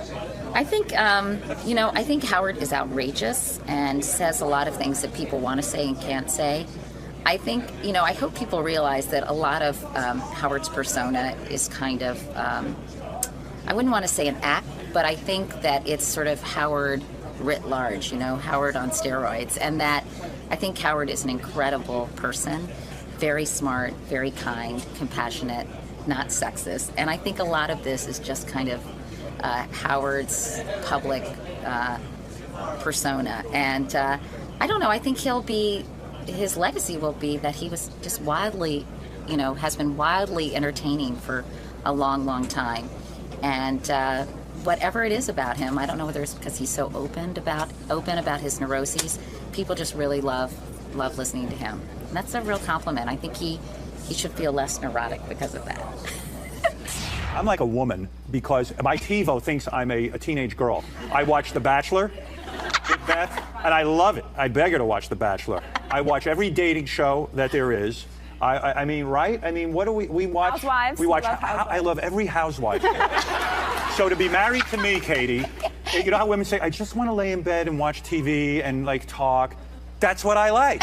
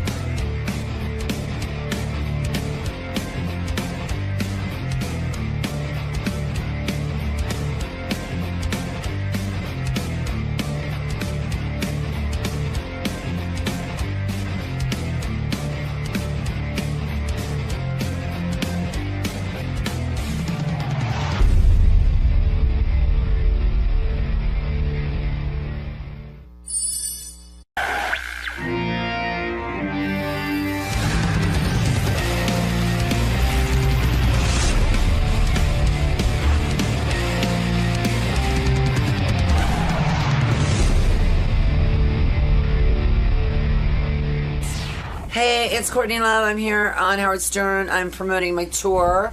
I'm just sort of here to, talk with Howard. He's sort of my psychiatrist, rabbi, messiah. Good luck. Thank you. So really quick, so I found these in my archive. So this is a Courtney Love concert from years ago. Yeah. And what happened was, so she's not wearing any underwear, but that's the funny part. The concert was really famous because she went into the crowd, everybody groped her. Right. And she came out, her famous line was, "I want to know who stole my ring and who finger fucked me."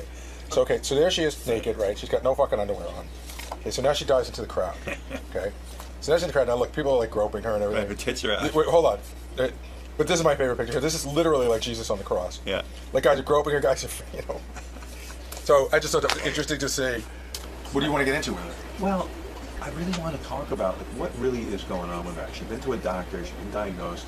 She thinks she's normal, but things aren't going well. Is she still like in lawsuits and all that stuff? Well, there is something going on where her daughter now runs the Nirvana estate, but she sold off. Courtney had to sell off a quarter of her share of the. I didn't quite understand who owns it at this point. Francis owns it, or she owns it? Well, that part I don't understand, but I do understand that when Courtney had it, she sold off a quarter of her ownership in the Nirvana catalog for about $50 million or something. Up. I know that Grohl has always been like, oh my God, it was such a. They finally got to a place where they could sort of beat Nirvana again. Well, she went ahead and wrote a terrible thing where she said that Grohl is trying to fuck Courtney Bean and whatever. Francis, you got it, Howard.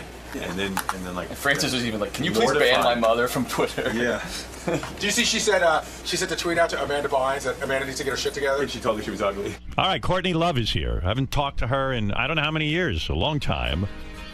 Her legendary band Hole, of course. She is the person in charge of the Nirvana thing. Let me see she's you. A member. Hey, baby, what do you say? Looking good. Thin and trim. Looking hot. How you doing, baby? Boy, it's been a long time. No, it's been 3 years. Is that right? That's a long time. Yeah, for you and me and Robin, it's a long time. What am I now? I'm like... You look good. 14th. This is my 4th, not including the crazy call-ins. Yeah, right. It's been but why have you taken a 3-year hiatus from us? Be honest. Why? Because that record flopped. Yeah, but so what? I mean, you I can always come on here and bitch, I know. Yeah, you always love to voice your opinion. In fact, I can't decide if the invention of Twitter has been good for you or bad for you. Bad in the sense that, well, I learned my lesson. I do my Twitter now, and I'm very, super happy, cake, friendly, nice. But initially, I didn't know what it was for, so I just called everyone a whore. And then I got two defamation suits. They cost me more than $780,000. You're not kidding terrible. around. One of those suits was against a fashion designer. You kind of like to spew. It's almost like writing music. It was my first day. I didn't even know what it was. I was like, you fucking, excuse my language. Can I say that? Yes, yeah, you're good. Oh, right. We're not on 92.3 anymore. That's right. Right. You fucking whore. Right. So I didn't know what it was. And you were critical of the fashion designer's clothing. Is that what it was? I felt like she'd stolen from me. I have to say, I felt like, and allegedly. Right. Which is just as bad as the FEC, or what is it, FEC, FEA? FCC? FCC, yeah, up your ass. It's like allegedly. Right. She allegedly stole from me? Right. I have it on CCTV. Okay, she allegedly stole from me. Right. But so she sued you, and it cost you $500,000 to settle the thing out. Yeah. So Twitter got you in trouble that way. Yeah, and then I got another one that was just like a pile-on that was $600,000. What was that for? What did you do there? It's so minor and it's ongoing, so I can't talk about it. Wow. I mean, it's like the most. It's like, you know what it is with you. You love to speak out. You love to talk, and this is unfiltered. But the second was a pile on, man. It was just like taking advantage. I don't even know what the case was. Well, I am legal free right now. Yes, it's like being drug free. Who sued you in the second case? A lawyer. A lawyer. So when a lawyer sues you, you're kind of screwed. Were you talking about him directly? And her. You were saying bad, disparaging things about her? Was that the case? No, I actually believed what I said, which I felt like she had been somehow gotten to, or she'd abandoned me and been possibly compromised in her thing because she was coming to save me. I remember. And so you get on Twitter. What happened? You're there late at night and you're looking. I was actually answering somebody's question if I thought that she'd been corrupted, and I said yes. I see. And it cost you a lot of money. The thing with you is you are honest. You're unfiltered, and an invention like Twitter is dangerous. I should have your job. Well, in a sense, yes, because the invention. But you could get sued here too. That's right. The invention of Twitter is dangerous. But do you say allegedly? Well, of course, I don't go around disparaging someone unless I'm completely sure of my facts. You disparage people sometimes. I wouldn't say something unless I knew that it to be 100% true and that I could back it up and prove it. Right. So I will say things that might be disparaging, but I've sort of thought out about it. You like to lash out sometimes. Well, the fact that in one case someone had told me they engaged in prostitution, you know. See, that's what I'm saying. You throw things out there. Like someone, prostitution, and a name. They told me that maybe they were lying, but you know. That's my point. You can't just blurt things out. And Twitter. Well, I've learned my lesson. It's $1 million lesson, Howard. Why not close down your Twitter account? Because now it's all happy cake pie. Well, how did that happen? Do you have someone that reads your tweets before you put them out? No, I do it myself. I'm actually very responsible about it. But isn't that a problem? Because sometimes you think you're being responsible. But I haven't gotten in Twitter trouble in over 2.5-3 years. All right. Why is it so important to you to be on Twitter? Oh, you know why? Because I make a lot of money sometimes. Really? Like I was smoking these e-cigarettes, which I didn't bring, which sucks. Which is the cigarette that you can smoke anywhere, and it's just steam. And I tweeted about them, and then all of a sudden I made a ton of money doing like some viral thing for them. Do you need money? I mean, I sold... Not really. Yeah, exactly. You sold 25% of the Nirvana catalog for $50 million. Something like that. Yeah, and you are... But I didn't spend it on shoes. And you're worth about $100 million. That's according to CelebrityNetWorth.com. Yes. Is that off? It's off. It's a little low. It's a little low. So if you're worth, let's say, $150 million, why do you care I know that sounds so hubristic. Oh, my God. I should be more Jewish. I'm sorry. It's so high. Well, no. I need food stamps. I need FEMA housing. I like your honesty. I like that you say, listen, I'm worth over $150 million. Well, I just had an ex-boyfriend that was on there, and he was higher than me, and I was like, oh, no. So your ex-boyfriend is the one that dates Chelsea Handler now? No. Andre? No. He's a friend of mine. You never dated him? No. Oh, okay. I didn't know that. Oh, you did date him? No, I didn't. Why are you allegedly... So did you date him or not? No. Why are you making a face? Because I made a face at you. Yeah, but what does that mean? It doesn't mean anything. It means you're really implying you did make love to him. No, I did not date him. You didn't? I didn't. You once... why are you saying... Why are you acting like you didn't? Because I didn't. Are you still dating him? No. Are you here to say you're seeing him behind Chelsea's back or something? No. No. So what are you saying when you make that face to me? I'm just making a cross-eyed face at you, Howard. Don't be a fakata, for God's sake. But what does that mean? Nothing. I was just making a face at you. So you never dated the guy? World never. And now you're going to make that face? I never know what's going on with you. I just suggest that Twitter is probably not a good medium. It was. I'm really good on it now. Yeah, you behave yourself now. I'm very, very behaved. So if you're worth over $150 million personally, why do you care if you make money on a cigarette that you smoke? Or because because the money that is the Kurt money, the Nirvana money, right? It's like the Nirvana money, and it's being managed by other people, and I just consider it cursed. So I prefer to make money that's the Courtney money. You've said that running the Nirvana business is cursed money. You've said it many times. I said it to you probably first. Right, you did, and the reason it's cursed is that it's brought you tremendous wealth. But you think also aggravation. And I can't even figure out what's going on with this Nirvana money now. Yeah, I know. Let me ask you a couple of questions so I understand it. Okay. All right? You and those other two guys, Dave Grohl and that other guy. Yeah. The three of you own the Nirvana. They own one half. They own the Nirvana LLC, which is T-shirts. But they don't. Publishing is all Kurt's. He wrote everything. Right. So you own that, but then you gave over all of that to Frances Bean, your daughter. No. That's a lie. Frances has what Frances has, which is about 40% of the Nirvana money of the publishing money of the publishing money. But then I sold 25%. Right. And I had a really, really lousy lawyer. I don't have to say his name, so I don't have to say alleged. Okay. He was a fuck. Okay. Why? Because lawyers tend to be fucks, especially in L.A. You mean you're accusing him of not being good about getting the right price for your 25%? He did not have no, he got a good price, and then he sort of took the money and ran, if you know what I mean. But how does that happen to you all the time? It happens to everybody all the time. It's just the music business. I have a great agent now. His name's Jeff Franklin. He's 70 years old. He invented rock, right? Right. He's 70? He might be, I'd like to say he's 55, but you know, he's older, and he's hot. He's kind of sexy. Right. And I met him. Told him the worst thing I ever did is I go to Bellevue, on a stretcher for crack, whatever. He goes, "Did you have fun?" Which made me love him immediately, right? Right. And he said, "Listen, so-and-so, lady, poo-poo, whatever, la-la, whatever, some artist, has 400 million. Right. She has 100 million. The guys take 300 million. That's just the business. Deal with it. Madonna too? I mean, Madonna. No, she Why? watches her pennies. Well, shouldn't she? She's careful. Well, that's the smart way to be. Yeah, but it's a real, like Jay-Z, he's got a guy named 𝗵𝗲. They don't give awards out for honesty in the business. They really don't. Well, but they should. If you know Jay-Z's guy is honest, why not use him?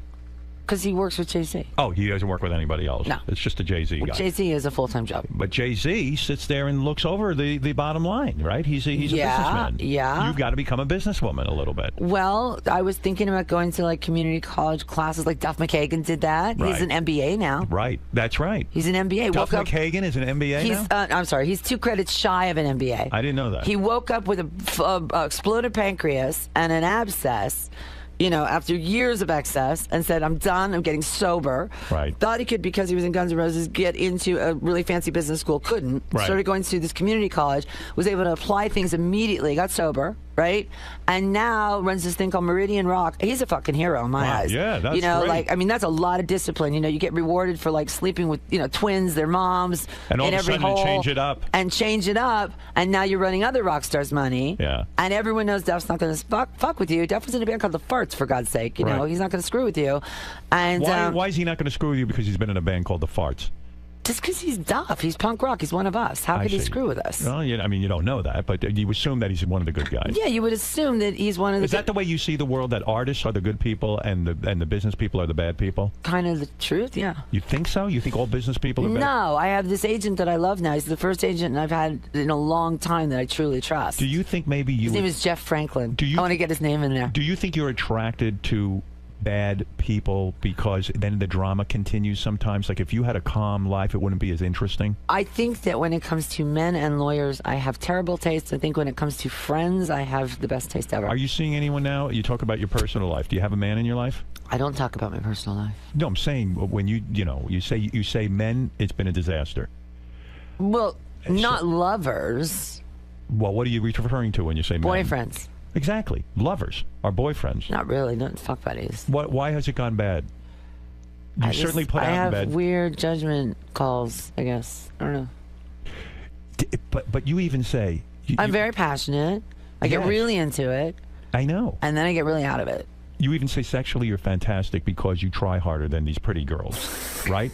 I think there was a quote somewhere. Yeah, you said that. So You said you'll blow a guy, you'll let him do anal, you'll let him do it all. Aw, Howard, not on the first date. No, I'm saying you wait to the second date, obviously. You're a lady. When you can, chill out for the lube. No, but there's a lot to be said for that. In a way, that you try harder and you care in bed and you're into it and you're into making love, and that's a beautiful thing. I don't know what goes wrong. You would like to be married again and in a deep relationship, right? No, I don't think I want to get married again. No. Do you think a guy could put up with you? You're such a strong force. You're such a personality. I am such a pussy.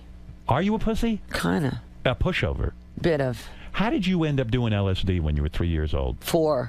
How did that happen? My father gave it to me. Do you think that you were parented so poorly that the hardest thing in life for you to do was to be a parent because you didn't have any good life lessons in that? Well, I'm really good with my daughter right now. I heard. Really good. But you won't see each other, you only tweet each other. No, we email too. And we phone call. Is that it's getting more intimate. Yeah, we're phoning, we're emailing. How painful is that? What? It's not painful. It's great. Is it though? Like, don't you want to? It was painful when she was gone. That was like not having a limb. Why do you think she doesn't want to see you though?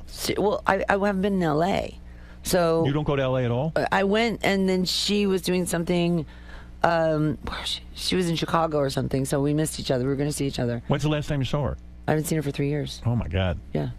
That's got to kill you. It doesn't kill me when I talk to her though. Yeah, I guess as long as you're talking. I mean, it was so extreme. It was like restraining order, and What the hell went down? I never even talked to you. She about doesn't really know what went down. She was surrounded by. How does a 20-year-old need 3 assistants and 4 law firms and 2 accountants? She's got a lot of money. Yeah. Have you met her fiance? I've talked to him on the phone. He seems really, really nice. Is there any plan to get together? Like, you could say to them, Did I just burp really loud? Yes. Yeah, fuck you. Courtney, you could send them a ticket and have them come to New York and see you, right? Yeah. I mean, we're going, we just started talking on the phone about 2 months ago, and, I don't want to get too into her private stuff, but, she's really private. Right. And she doesn't want to be a performer? No, she got offered this modeling job. I mean, major prestige modeling stuff and major prestige movies. And when she was 13, she was offered Twilight. She was offered Bella in Twilight. Is that right? That's a true story. How does that happen? Did she audition for it? No. Someone just saw a picture of her in a magazine and sent me the script for Twilight. She was like, that's a sexist Mormon piece of shit, which is good. Right. Because I called the most powerful agent in Hollywood whose daughter is friends with her. That's how I know him. I don't know him as like a shark guy. I only know him as a nice guy. He's not my agent, so I don't know that side of him. I saw a little of it at a party one time. But, you know, he's a good father. Right. And he goes, what are you calling me for? He goes, you know what? Have her call me when she's educated. Right. And she's 18. He said the same thing happened to Gwyneth Paltrow, and he named a few other people. But Twilight would have been such... I guess she just doesn't have the acting bug. She was 13. Yeah, but still Twilight. I mean, it doesn't... But it would have destroyed her life. You think so? Oh, my God. I mean, look at these cast off. What's her life now, though? I mean, is she... she's an artist. Right. She's living a happy life. What's an artist? Painter? She's drawing, mostly. Drawing. And it's like sort of graphic novels she's into, kind of a niche thing, but it works for her. It's what she wants to do. Right. And she doesn't want anything to do with being Kurt Cobain's daughter or Courtney Love's daughter, and she's really working on that. And what does she do when she meets other kids her age? And does she hide the fact that she's Kurt Cobain's daughter? She's and really, really picky about who she lets into her life. Yeah, it's got to be difficult, right? And she's. But got I to worry. still don't think she needs 4 law firms, 3 assistants, and 2 accountants. Do you tell her that?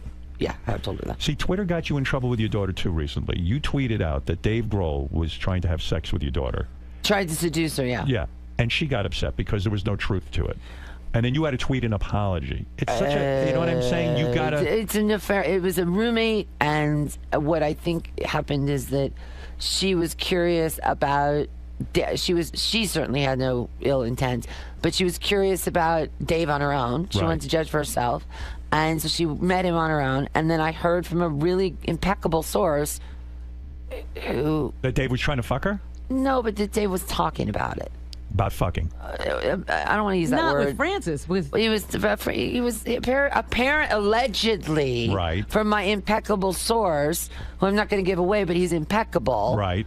Dave was making dirty, just saying things that were inappropriate. See, because I could fucking kill him for that. I got to, but it turned out it was all false, and you had to apologize to your daughter. And say, I had to apologize because it was all public, but the reality is, did Dave say these kind of dirty things? Did you ask Dave before you tweeted it?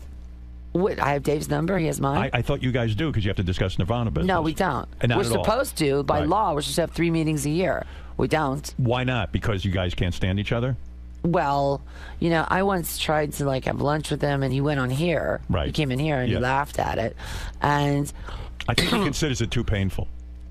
That's what, you know, I was talking to Pat Smear about this, and Pat was my friend first. Right. And Pat was in Nirvana, and then Pat is in the Foo Fighters. Right. And Pat said, you know, Courtney, it could all be the lawyers. It could all be the lawyers, because it's not about Yoko stuff. It's about money stuff. Well, to be clear though, Dave's point was your daughter even said, Dave said nothing inappropriate. He never hit on me, and Dave even said, look, it's too ridiculous to even comment on. I would never hit on Francis. There was nothing lewd or lurid about the meeting, and so to me, I think you should have called up Francis and said, gee, did anything go on between you and Dave? Was anything inappropriate? We weren't talking then, so that would have been, you know, that was kind of stupid. I admit that was kind of stupid. Right. But if I do find out that it's true, you know, I'm going to smack him. But you wouldn't want your daughter with Dave? No, she's not going off with Dave. She's got a fiance that she loves. Aren't you impressed that Dave was able to make a music career outside of Nirvana and have this big band, Foo Fighters? Yeah, I didn't know how big they were. I was in Guitar Center. I was buying a Telecaster for my guitar player. I looked up. I thought I was watching the Super Bowl, man. It was fucking Foo Fighters. They're huge. Huge. How do you not know that? I didn't know. They're huge. I mean, they're one of the few rock bands out there that are making a living. Yeah. You know? I think he was always an ambitious boy. But you were critical. You didn't like when Nirvana supposedly had their reunion with Paul McCartney. That really bummed you out. Well, no, because I was given the incorrect information. Chris and Dave can sing a song with Paul McCartney all they want. I don't give a shit. Right. But I thought they were doing a Nirvana song with Paul McCartney, which I thought was like kind of cheeseball. Did you? Why? You said if it was John Lennon, it would have been fine. I mean, that's sort of a cliche thing to say, but it just, I don't know, I just didn't see it. It rubbed you the wrong way. Yeah, and I love, like, Wings and, like, you know, Jet, and what was the song from the Maybe James I'm Bond? Amazed. And Maybe I'm Amazed. Yeah, and Live and Let Die. It used to be my favorite song. Paul McCartney's one of the greatest. Oh, Helter Skelter, he wrote that song. There wouldn't be a Sonic Youth without him. I mean, I love Paul McCartney, but I just thought it was like a cheese thing if they were going to do, like, Teen Spirit or something. I thought that was just cheese. Isn't that a tribute to Kurt and his music? And well, they didn't do it, Howard. No. So what did they do? I don't even remember. Are you getting Republican or something? No, what song did they do together? I don't remember. No one remembers, I don't think. Do you remember? No. Did you watch it? No. I wasn't even invited. You weren't even curious? No. Should I burp into the thing again? Are you in the Rock and Roll Hall of Fame? No, you don't get in there until you've been in the business 25 years. So how? I mean, it seems to me, when was the first Hole album? I'm eligible for it in 3 years. In 3 years? Yeah, and then Nirvana's eligible in it for 3 years. In 3 years, and I don't know. Do you think you'll go into the Rock and Roll Hall of Fame? Do you think eventually? Yeah. I think you should. Yeah, definitely. I think you should be in there. But at the same time, I was talking with Billy Joe Armstrong about 2 years ago. He was inducting the Stooges, and I hadn't been invited. You think you should have been there for the induction of the Stooges? Yeah, I don't know what the problem is. It's like, yo, excuse me. I mean, because some of the people were going were like plutocrats and like my friend that owns hotels went, and like, you know, like people like that. Would you who don't know really about rock and roll? Would you like to have performed some Stooges music with your band? No, I would just like to be there for the Stooges induction. I mean, the Stooges are a huge thing for me. So why do you think they didn't invite you? I don't know. Maybe I'm on Jan's shit list or something. Are you on Jan's shit list? I don't know. He sent me this thing to sign about 3 weeks ago. It's like an old Rolling Stone cover, and I'm doing a Rolling Stone piece. So I don't think I run into him. It's like galas. You know, you and I both do fancy stuff on the side. But maybe they didn't think of you. You and me. I never run into this shit. So, you know, what New shit York. do I do? You do like New York Gala for children. I don't. see you. You do a little society stuff. I do? A little bit. All right. Well, I'll run into you with these things, I guess. I if I ever guess do so. that. I mean, I do a little of it too. Yeah, of course. Yeah. Well, if you know, it's fun it's for good you. to contribute. It's good to auction. It's good to give back. Yada yada. All right. So let me understand what's going on with the business of this Nirvana thing. The only reason I'm getting back to it is you were critical because see, I don't get the whole business. I just got ripped off for so much money, and the Muppets thing brought me to my knees. I had no say in that. Okay, so the Muppets recorded a Nirvana song. And made Kurt into a Muppet. So how do you not have a say in that? You have 50% of the rights. They took the management away from me and Francis. Who took the management away from you? A bunch of lawyers, man. How can they do that if you own it? It was slick. What is it communism? It took them a few years. It was slipped slowly by degrees. So who made the decision to put the Muppets with Nirvana? I have no idea. A guy named David, who works for a guy named John, Esquire. And they were somehow able to say, even though that's like saying they went into your bank account and took the money. Yeah. This it brought me to my knees. I didn't know what to do. Are you sure you didn't sell the rights? No. Like 2 weeks before Battleship, that movie Battleship had offered about $5 million for Teen Spirit, and the Muppets, I think, made $150,000. That's not fiduciary duty. So I still don't get it. And to see Kurt as a Muppet, I just started sobbing. I wish you could explain. When you saw it, you started sobbing when you heard the Muppets. I fell on my knees and I went, I give up. I'm jumping off the bridge. That's when you usually call me. But I know. I say, call the governor, please. Yeah. And I still, Howard, to this day, you know, me and Franny were talking about this. Like, I said, listen, I don't have that lawyer yet. You know, when I went to this party in Southampton last summer. It was Russell Simmons' party, and I was like, I need to find a litigator. My next boyfriend's got to be a litigator. Why not just hire one? Why does he have to be your boyfriend? Because the litigators that I want to hire tend to be about $250 cash to hire. Very expensive. Yeah. And then they're about $1,200 an hour. And also, I think you could walk into Skadden Arps or wherever with $2 million in a suitcase, and unless you're referred in there by the right people, they're going to screw you anyway. Is that a new tattoo on your arm? This Let It Bleed, it says. Is that old or new? That one I got right with the whole Francis trauma. Why? Well, Let It Bleed is the Rolling Stones song you referred to. It's a bad Rolling Stones song, but it's a good title. You think Let It Bleed? Why would you tattoo Let It Bleed on your arm? What are you saying? I don't know. It was like in the middle of the night, the East Village. I got a tattoo the way you're supposed to. At least I didn't get it like a poser. When you get a tattoo...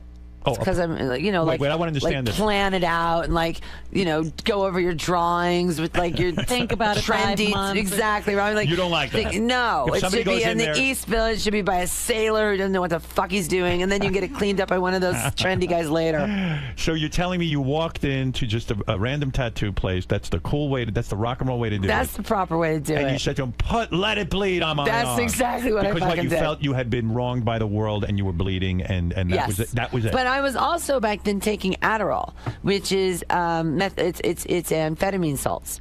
What are you taking now? Are you drug free? Ambien. I take Ambien to sleep. Every night? No. Why do you need to take Ambien? Don't you ever take Ambien on the plane? No. No, very rarely. I've done it. I have a bottle that's lasted me 7 years. Mine hasn't lasted 7 years. It's lasted like 6 months, though. Okay, so you're not taking Ambien all the time. No, because it does make you. If you stay up, you get freaky. Crack was the greatest drug you ever took in terms of your No, own... I hated it. Did you? I thought you said you... No, I know I called in a lot and was out of my mind, but like, you know, back then, remember, you were still on 92.3 and they didn't have TMZ. Right. So I didn't get in all that crazy low-end trouble, right? I mean, I got taken to Bellevue and that was the end of the crack. Right. You went to Bellevue, they cured you of your crack problem. Well, going to Bellevue is a pretty easy way to get someone off crack. In other words, like, because you see such horrible things that you realize... I saw hermaphrodites, you know, black, white, with fecal matter, talking to Satan, manacled to the wall. I didn't need to see that shit. That was your rock bottom. That was gross, man, yeah. What about heroin? How'd you get off that? That was easier. I gave, on Larry Flint, which was 14 years ago, I gave Milos Forman my word that I wouldn't do it again, and I never did it again. Larry Flint wheels up to you and says, don't ever do heroin again, and you say, okay, I'll never do it. No, Milos Forman, the director. Oh, I think because you were going to be in a movie. Yeah. And you said the movie's more important to me than the heroin. Yeah. And did you go through a cold turkey experience? Yeah, and I lost 30 pounds, and I stopped Valium and heroin in the same in 30 days. Why do you think you became a drug addict? I don't really know. Bad childhood? No. I'm too Jewish to. Are really, you Jewish? You know I'm Jewish. I didn't know that. Oh, for God's sake. Courtney Love is Jewish? Yeah, like the name Love. 𝗧𝗵𝗲 𝗧𝗵𝗲. It's a fake name. What is your real name? It was Harrison when I was born, but my grandmother on my mother's side is Jewish, and it's Cuban, so she's a Jewish Cuban. I see. And it's a weird long name that was changed to De La Sola. Were they bad parents? My parents, I didn't really know them. How do you not know them? Because I was in boarding school at 9. They had the money to send you to boarding school. Oh, my mother was really rich. Is your mother still alive? Yeah, and writes books about me and shit. Oh, so you're not talking to her? No, I don't talk to her or the other. Well, then of course that's why you do fucking drugs. No, I didn't like. No, Howard. You don't know your mother. I did heroin the first time I did heroin. I didn't like it. You did heroin at a party. Were you at Charlie Sheen's house the first time you did heroin? No, that's a myth. When I was 22, before I was a rock star, I had a problem that me and my friend started an AA meeting. Right. And we started our own, and we kicked it, and that was the end of that. And then How hard is it to kick? The physical aspect? No, it's not bad. Really? I mean, why do we bad. see movies where guys are shaking? And, I know, it's so lame. You know what's way harder to kick? Xanax and Valium. And those are so-called legal prescription drugs. Yeah, and booze. Wow. Robin, you know this, booze. You don't drink at all now? No, I never did drink. No kidding, not at all. Never. I would think you would. I found a picture of me with a whiskey bottle, and I'm like, what? I look like Tommy Lee. But I swear to God, I was never a drinker. Just not. If I do drink once in a while, I have a tequila shot. Do you love rock and roll? I live for it. So, are you disappointed with what's going on with rock? Rock is dead in a sense, isn't it? Dead, it's dead. It's died. Dead. I'm touring. I'm starting touring on June 20th. Now, is that a good idea for you to be touring? Yeah. Do you think your health could be compromised? I'm talking about your mental health and also no, drugs. It makes me feel better When you tour? Yeah. I can't stand the whole socialite. The series of pictures that I look at to this day, and not in a pervy way, but in almost like I'm amazed. You were on stage, you had no panties on. No, I did wear panties. They were just very, I guess, skimpy. You always have accused me of not wearing panties. You've shown me this before. You can't see my pussy because I am wearing panties. Here you are on stage. Let me see this. Wait, let me see if I can see. Oh, my God, Stern. I got glasses on, too. See your pussy, as you call it. That is not my pussy. That is a strip of fabric. All right. When you were in the audience, though, the audience completely molested you. You stage dove into the audience. Your titties are out, and they're nice, by the way. Look, but it was like an athletic challenge. Yes. We know about all that. A and B. Right. What was that like, that experience? You went but what was it like for Eddie Vedder? What was it like for Kurt? No, for me, they were you. fingering me. Yeah. And I was sort of like trying to prove a point. Yeah. And it was right after Kurt died, too, when I did it the most. Right. And I was in just so much, like, weird psychic pain. And instead of, them getting me a psychiatrist or getting me a bereavement group, they just pulled a fucking tour bus and put in front of my house. Get in. And does that cure you? No, but the shows were apparently legendary. I can't remember most of them because I was wasted. Who is it that did? Who is it that did? Lana Del Rey. Did she do a version of Heart Shaped Box? Yes, she did. Isn't that cute? And didn't you tweet her and say, that's about my pussy? It's about my vagina. Yeah. It is about you. That song is about your vagina. It actually is. Yeah. Kurt Cobain wrote Heart Shaped Box about your vagina. Yeah. What is Kurt saying about your vagina in that song? I don't know. Let's figure it out. What are the lyrics? She eyes me like a Pisces. When I am weak, I've been stuck inside her heart-shaped box for weeks. That's not a compliment. He was stuck inside your heart-shaped it's not a box. complimentary song. No. I wish I could eat her cancer when it turns black. Throwing down your umbilical noose so I can climb right back. Hey, wait, I've got a 𝗧𝗵𝗃 Forever in Debt to Your Priceless Advice, which isn't about me. It's about this chick that managed Soundgarden. So was Kurt angry about your pussy? No, but you know how Dylan wrote, like, all right, Miss Lonely, we better get used to it. You know, I write love-hate songs. Kurt wrote love-hate songs. Right. So, I mean, my best love songs are like, I fucking hate you. Toward the end, were you and Kurt making love at all, or were you just kind of not? The last few weeks, no. No. Why? Were you fighting over his No, heroin he use? was weak. He was too depressed. He was weak. Yeah. Does that bother you that you guys weren't on good terms when he died? No, we were on good terms. He was just really weak. He couldn't fuck at that point. Or think about anything other than He his own couldn't addiction. think about anything but It is drugs. sad. It's So really sad. sad. Yeah, It's it really really sad. is. You know, I wonder if, like, you know, now if we'd be divorced and, like, we'd be amicable and he maybe live on the Upper West Side. I know, I and wonder marry a about that. model, have twins, you know, and how my alimony would have gone. And, Right. you know, I mean, I don't know that marriage would have actually lasted 22 years. Maybe. You'd probably be in a Twitter war with him today. Yeah, we'd be tweeting back and forth. No, see, the good news with Frances is she inherited from her father the enigmatic gene. Although she did get into one with one of the Kardashian kids, she got into a little Twitter fight. Right, so she understands where you're coming from now. Yeah, well, the apple and the tree, but she also has her dad's tree. You've so said that if Kurt came back to life right now, you'd kill him for leaving I you said alone. that once, yeah, but you know, I get that. both me and Frances are really angry at him. Of course. You know, I mean, it You were wasn't the left. right thing to do. Right. You He were left. felt like he was so young, Howard. He was 27. I know. But And you think you're 90 when you're 27, but you're not. so sad if he could have been saved because he maybe would be enjoying his life right now. Yeah, I mean, look, all he had to live through was like Eminem, which he would have thought he would probably liked. Do you think it would have disturbed him to live through Eminem? It would have disturbed him to live through Limp Bizkit. I can Really? say that with authority. You think so? Yeah. Why? Limp Bizkit was kind of the end. I don't know. Limp Bizkit was just sort of the end of it, man. Come on, Howard. Remember that moment? Limp Bizkit. It was just sort of like, okay, it's over. That was the moment in Rock when Rock died with Limp Bizkit. I feel that. Now, that's a quote. You know, and Everyone you'll wonders. like this because you love Playboy models, but and I don't mind them either. Who doesn't? Well, I don't mind them either. I like Vivid girls and Playboy models as much as you do. You still watch porn? Sometimes. Yep. Girls? Yeah, but I mean, not all the time. You know, You been with a girl if I'm recently? in a hotel, I go to the porn station sometimes and watch a little, you know, how porn's progressing. What do you think of the state of porn? Well, there's a whole like sort of artsy movement, like Williamsburg hipster porn now. Really? Yeah, there's like hipster porn, like What you is know that? that show Girls. Yeah. There's like girls that look like that are kind of, you know, not afraid to show their jiggle parts, and they're wearing like horn-rimmed glasses and have kind of greasy hair, Yeah, it's not glamorous. like from an Urban Outfitters catalog. Do you watch the show Girls? I've watched it a few times. Yeah, my friend Jemima's on it. Yeah, I thought you would like that. Yeah, it's It's hard to please you. You never know what's cool with you or not. You're sort of the perfect... you please me. Do I? Yeah, I have 3 things to do here today. What is I know what lithium is. Right. I'm doing that, but I'm playing all chicks, and I'm not playing myself, and I'm not playing Nirvana. Whoa. What did you just say? What did you just say? I'm not playing Nirvana, and I'm not playing myself. What about Lithium? Are you on Lithium? Yeah, I picked 10 songs on Lithium today. But the show You're on Lithium? Yeah, after this, but the show I'm on after this is called Opie and Anthony. Right. What is that? That's a radio show here. It's Are two they guys Shack Jacks? Absolutely, they are. Are they going for your crown? Are they shock jacks? Well, they tried and they missed. What kind of shock jacks are they going to ask me about Vivid girls? I mean, you can.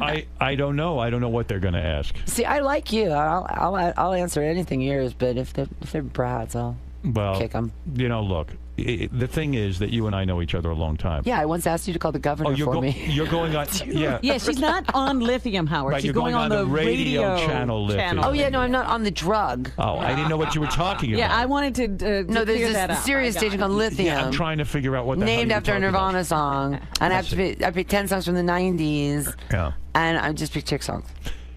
When is the last time you were with a man? Has it been a long time?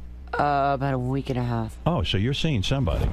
Whatever. Some random guy, or is it Yeah, like just a guy? random guy, sailor I picked up at the No, stop dock. that. No, really. Where did you meet this guy you were with? No, baby. No, I What never. is not baby? Because I don't kiss him. I don't I'm do not it. asking who it is. I'm saying. But even, I can't. Had you been with him before, or was it a first time? No, it was. It was. I'd been around there. A couple of times. Yeah. So you're falling in love? No, it's so. How do I do this? I know. I'll pretend I'm Jacqueline Onassis. No, but what's going on with you? You don't want to be in love, so you just need to every once in a while fuck a guy? No, I just don't like to talk about it. Are you lonely? No. I have my bands.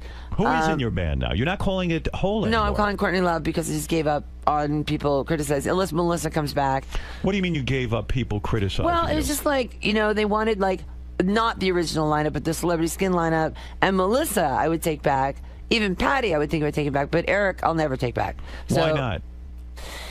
He stole 74 guitars from me and Francis. Let's say that's alleged. No, it's not alleged. It's a factual thing. I have the cartage. It's actually with a lawyer right now. Maybe he feels that he didn't take them, but they were his. Maybe he feels that way. No, 18 of them are left-handed and were Kurt's and have serial numbers that match Kurt's. And he took a bunch of crates, and then he's put them in storage, and he won't give them back. And then he wants to do a reunion tour. And I have a friend who's in a bad company. He was in bad company. Did you ask him for the guitars back? Yeah. And he said that they're his, right? I went and he stole them from my Laurel Canyon storage under my name. Well, let's just say again, because I know you get into trouble for this. Alleged. Well, it's not alleged. I mean, he might have a side of it that says, hey, this is something he was entitled to. I'm just putting that out there. You understand? No, the cartage sign says Courtney Love Storage, this date, November 2003, and I only found out about this in 2011. Courtney, is it difficult to be in a band with you? I mean, you are a very strong person. No, I'm really fun to be in a band with. But you're also very dominant, and I don't think you sometimes can entertain somebody else's opinion. Would that be accurate with you? No, my band's allowed to smart off to me as much as they want, as long as they know what they're talking about. Okay, so you're going to go out on tour.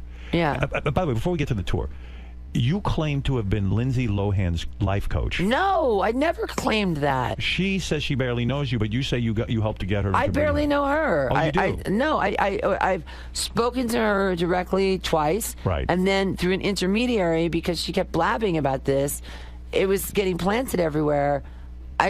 All I said was she should dye her hair back to red to the intermediary, and all of a sudden I'm her sober coach. It's like, so that's not true. No, and but I do sometimes talk to the intermediary about stuff because, I mean, she's clearly in need of help. But why do you care about Lindsay Lohan so much? Because she's famous? Or no, because people pick on her, and I don't like seeing people bullying other You get people. upset about that? Yeah, I don't like it. You want to help her? You want to reach out to her? Yeah, but I don't know where it's going to go. Were you trying to help this girl, 𝗵𝗲 𝗫𝗍, who was a child star? Oh, the one I stuck up for yesterday. Well, you tweeted, again with Twitter, you said, hey, Amanda, you better get your shit together, dude. I just wrote, pull it together, dude, yeah. Dude. Yeah. Calling her a dude is an insult, right? No. Isn't it? Calling a girl a dude? No. Isn't a dude a guy? Robin? He's picking at things. Am I? Okay, no, I don't totally mean to. being over-analytical. Okay, so you said, hey, get it together, dude. It's actually a term of endearment. When you call a chick a dude, it's like... But is it? We were talking about this the other day. Elton John called out Billy Joel in public. When you care about someone, to tweet, hey, you better get it together, dude. I wrote, is that really okay, helpful? pull it together, dude. And then she wrote... That you're ugly. That I'm ugly, which is like rolls off my back like duck water. When I was 14, I was so homely and I thought I was Kate Moss. I mean, ugly seems to be her favorite word. And She calls everybody ugly, by the way. And I wrote her back and I was like, no, you misunderstood me. I'm not insulting you. You know, DM me, which means direct message me. And what I was going to do is turn her on to a sober companion guy that I know. Right.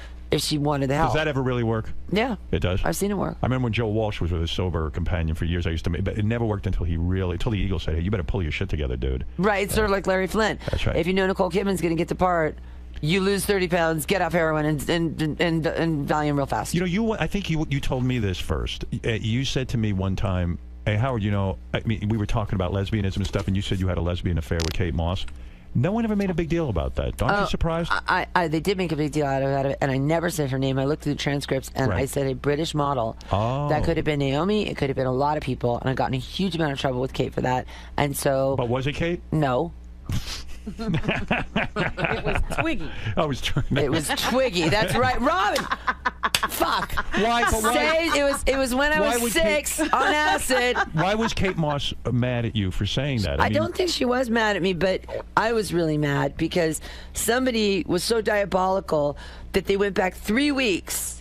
That radio comes and goes. It's ephemeral. You know, whatever I say today, if I say something controversial, it'll be aggregated today. Tomorrow it'll be forgotten. Do you know what I mean? Like if I remember you had a thing with Rosie O'Donnell. Yes. It went on for a long time. Years. But that was ongoing, right? That was then, and now we're friends. Right. So if I say something today that's controversial, you know, it'll be over in a few days, right? Right. I don't want to say anything too controversial, but my point is the person that did this was a PR person who hated me, and she went back and she saw that sentence where it said boarding school. I read the transcripts. Yes. And I wrote to your producer and got the transcripts. Yes. And it says boarding school and it says an English model. I see. So it never was Kate I Moss. never said Kate, and it never was Kate.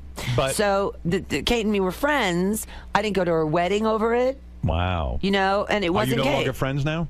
No, we're okay because I wrote her a letter explaining it, but it's really complicated. Tell me what it was like, though, going down on her. I don't know. I never did it. She went down on you? It never happened. Why are you doing that? Why am Tell I the doing truth. what? Tell me what happened. I'm cloaking myself in Was it hot? Grace Kelly-ness now. Was it hot or All not? my Grace Kelly is coming out. I've been in finishing school for the last 3 years. That's where I really Is that been. true? No. I believe it. Oh, really? Look how together you are. Oh, okay. You went to a doctor. You know, a lot of people will say, "Oh, Courtney Love is crazy." I know they Love is do that. crazy. Why do they do that? Well, because you're If wild. they could have proved I'm crazy, they would have been able to take the Nirvana stuff like that. With incompetency. So you went to a doctor, and the doctor pronounced you perfectly normal. My psychiatrist, yeah.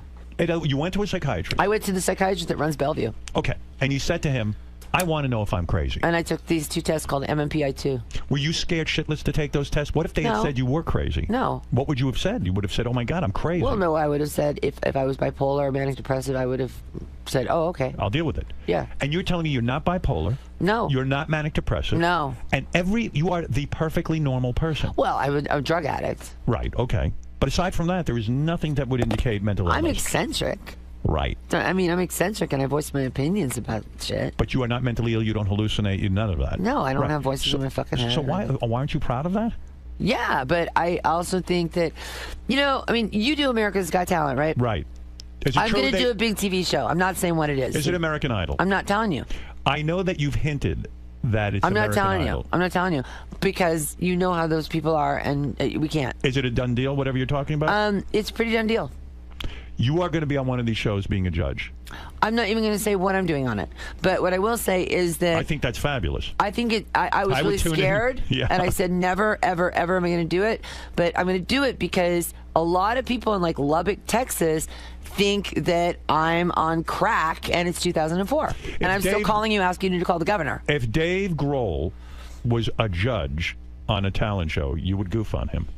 Would I goof on it? What is goof? You What is would. goof? You know what goof means. You would be critical of him if he did that.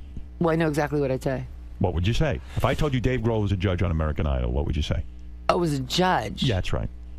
on American Idol. Right. Well, you wouldn't do it.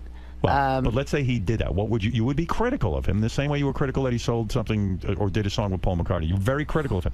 So why Well, are you it comes doing down to a money thing with Dave and me, and what Pat said. Well, Pat Smear, who's been around, who was the one guarding Kurt, along with it was Eric, Roddy, and Pat were guarding Kurt like in his final hours. He said, Courtney, every time it comes up, Dave says I have nothing to do with it. It's out of my hands. This is the financial part. Right. There's no the emotional stuff. I don't give a shit. Right. There's no Yoko thing here. Okay. Right, It's not like, oh, we hate each other because the band broke up.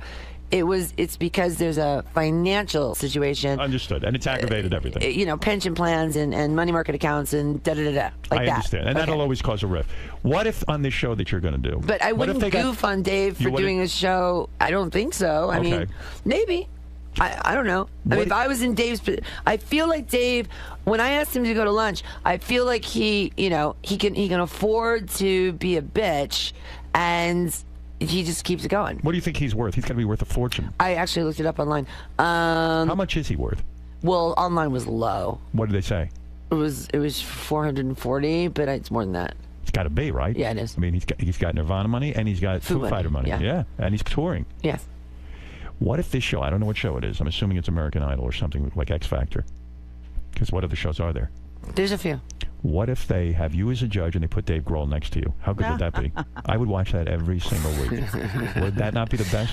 I think you're going to watch this every single week. And what if on the same show, Kate Moss is under the table having sex with you? Would that be hot? Jesus, Kate. Oh, poor Kate. Kate, I'm so sorry about this. When you came on my show and said you sucked Ted Nugent's dick when you were 12 years old. No, I was 14. When you were 14. You still stand by that statement? It's in my book. It is? Yeah. It's documented. I had to copy. I mean, I said it on the show. It's true. Wow. Did he know you were 14? Yeah, that was the whole point. He was on here banging on me, and I put up with it for 2 years, and finally, and knowing there was a line of underage girls that had to go in there, and there's this, and the first cock I'd ever seen, and it was just like this giant, ugly, nasty, gnarly thing. Was it a big cock? No, but I can't relate. I can't compare now. You know how Disneyland looks really big when you're little? Yeah. It could have been teeny for all I know. All I know is that I was in a yellow tube top with little rosebud boobies, and I should not have been in that room. I feel sad. And I feel sad about it, too. I wish I could say to you, I walked out. I do, too. Well, you're the 14-year-old. You're not the That's one right. You were a kid. I know, but there was a line of us, and there were guys, and it was like this demand. It was like Howard Stern on demand. It was like Ted Nugent on demand. And it was like... How do I fucking drop him? How do I put him down? I can't put him down. Oh my god. I can't put him down. Look at this. I can shoot with him. Look at this. No way. That's so dumb.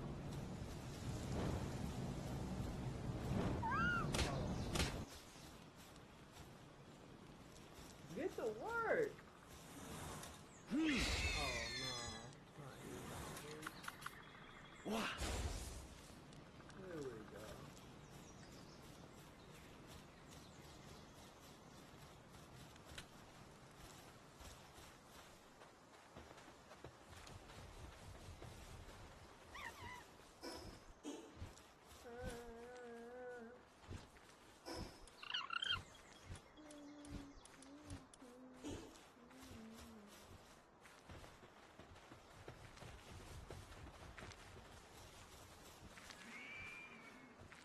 Bro, a lot of motherfucking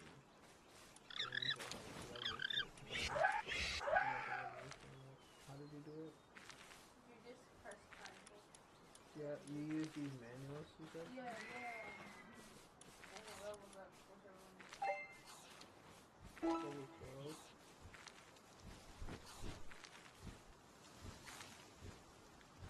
Do I have 2 to it?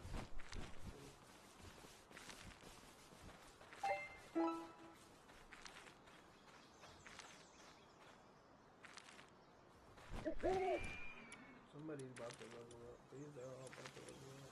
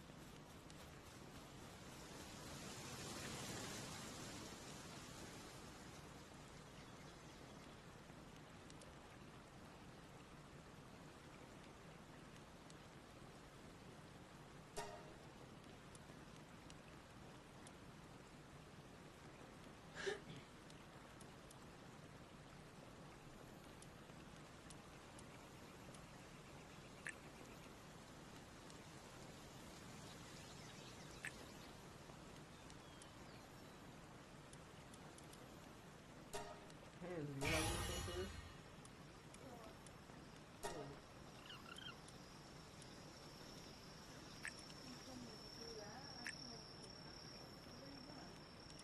I'm not the special.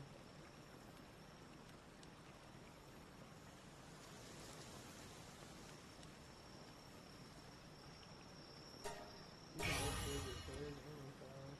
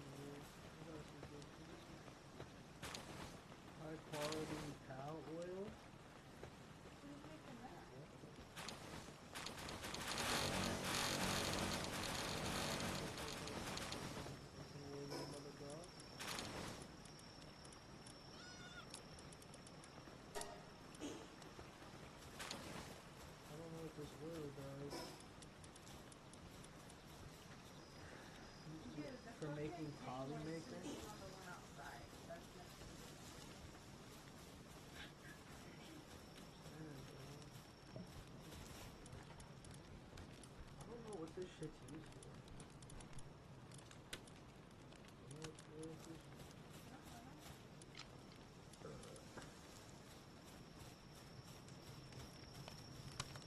You done though?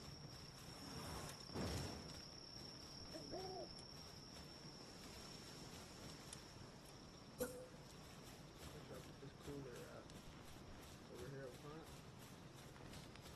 Yeah, what is that for? What's it for?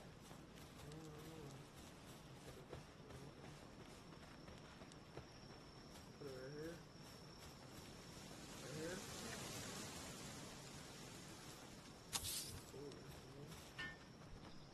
How did you get up here?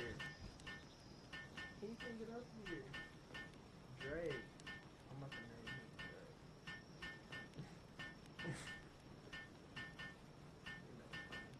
Why? Why'd you pick Drake?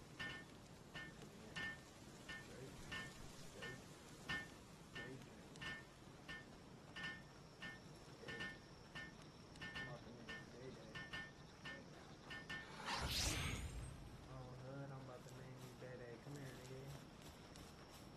Get your ass up, man. Dude, I can't put this down because I can't see it yet.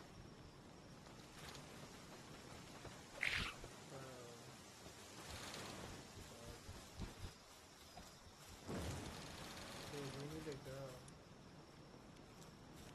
Because they have. And we need to make what's a cooler box? Maybe for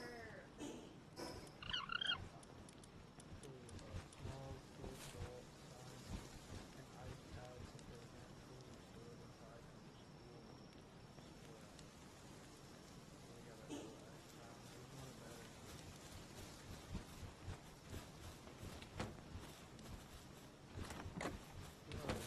Colette, or whatever you fucking think it's called, Teresa.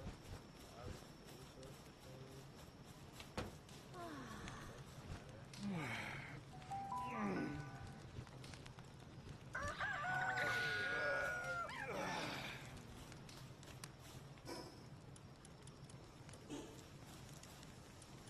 Bro, why are they putting wood in my shit?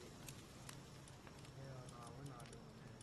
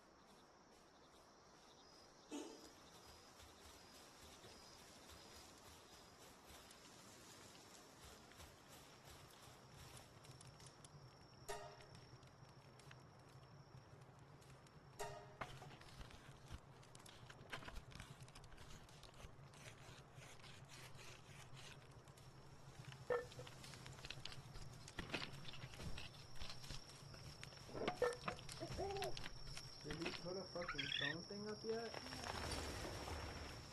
I just crafted a small bag. Is your cat okay? Does it need medicine? What is this? What? No, it's fractured. Fractured. No, it needs medicine to be unfractured. I have medicine. Well, fractured? For a cold and sprain. Is that gonna help the fracture though? Where are you at? Should I bring him up?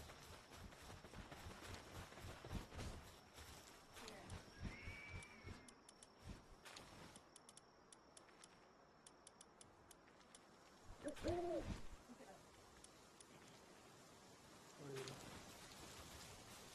Where is it?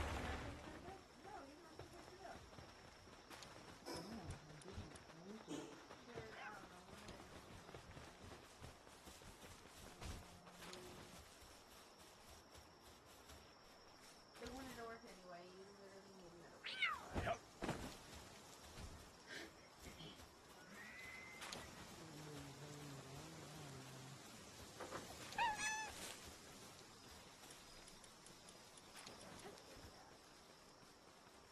Not yet. You're gonna need to get a fill in. Wait. Come on.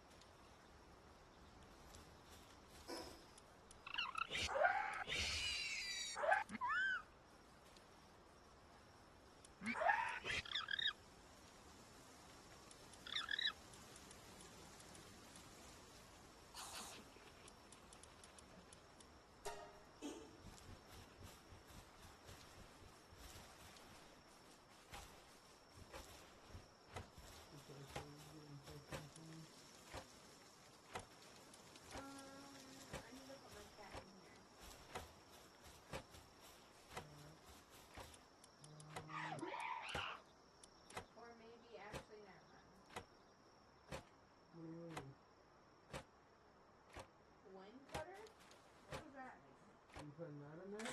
Where's one cutter? Hang on. Move, So I'm gonna keep flopping.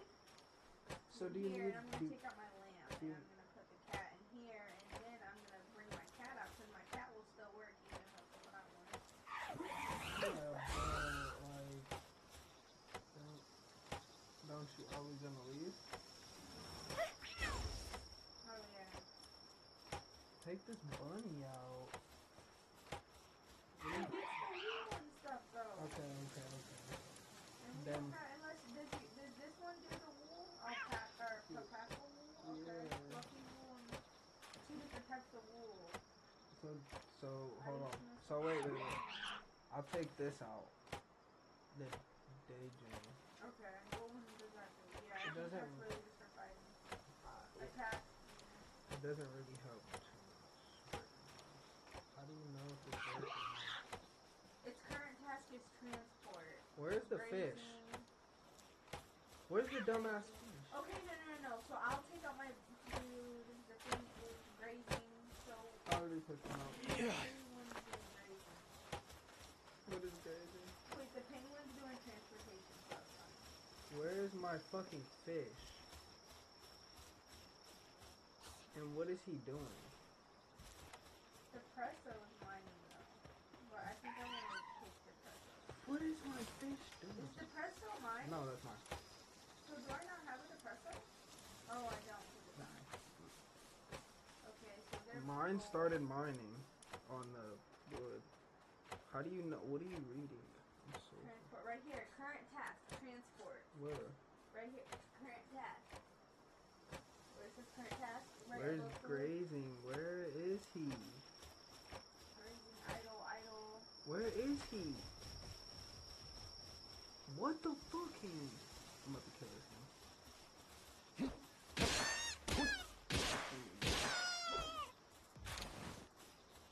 I don't see him. Well, I'm gonna bring my penguin.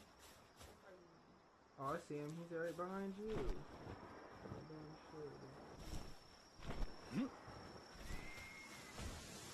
This turbo's stone here, so whatever you needed to make a stone, you can go grab it from over there. You put the stone.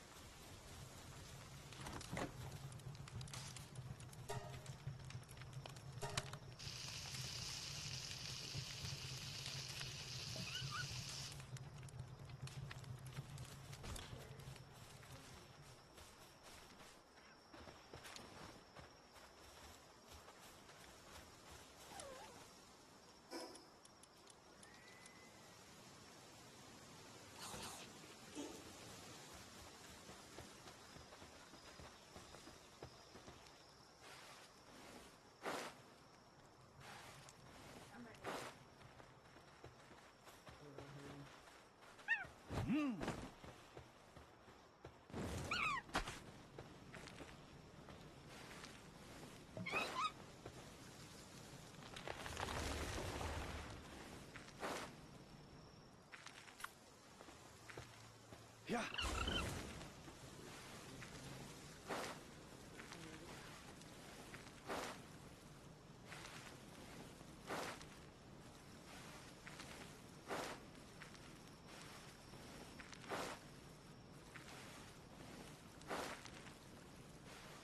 You wanna roll?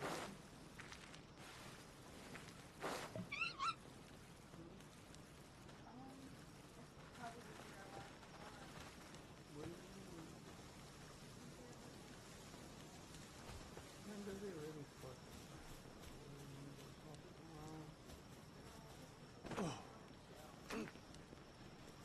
What do you mean?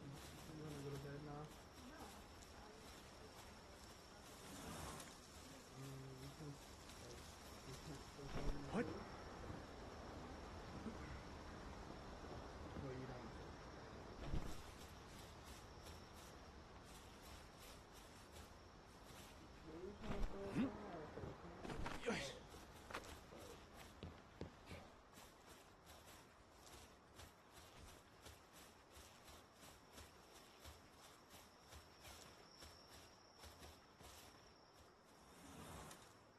I think I'm gonna have to go higher for that.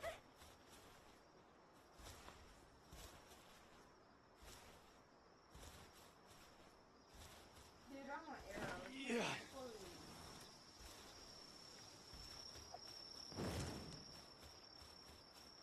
I don't even have arrows.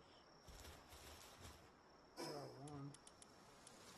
I could have pissed it off with this one. Yeah, I just need Make some for the both of us then, babe. Is that what I think it is? Hey, you can swing like a monkey. I'm a monk.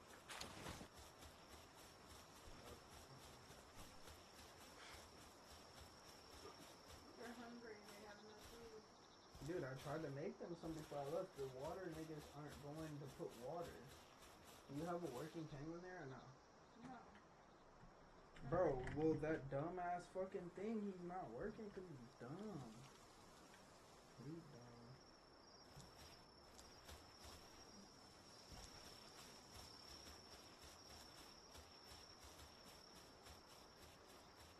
Are you just back up there?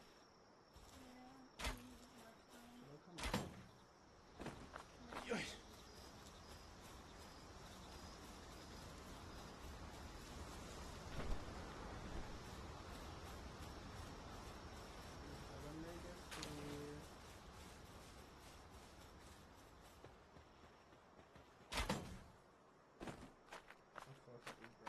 Yeah. Wow.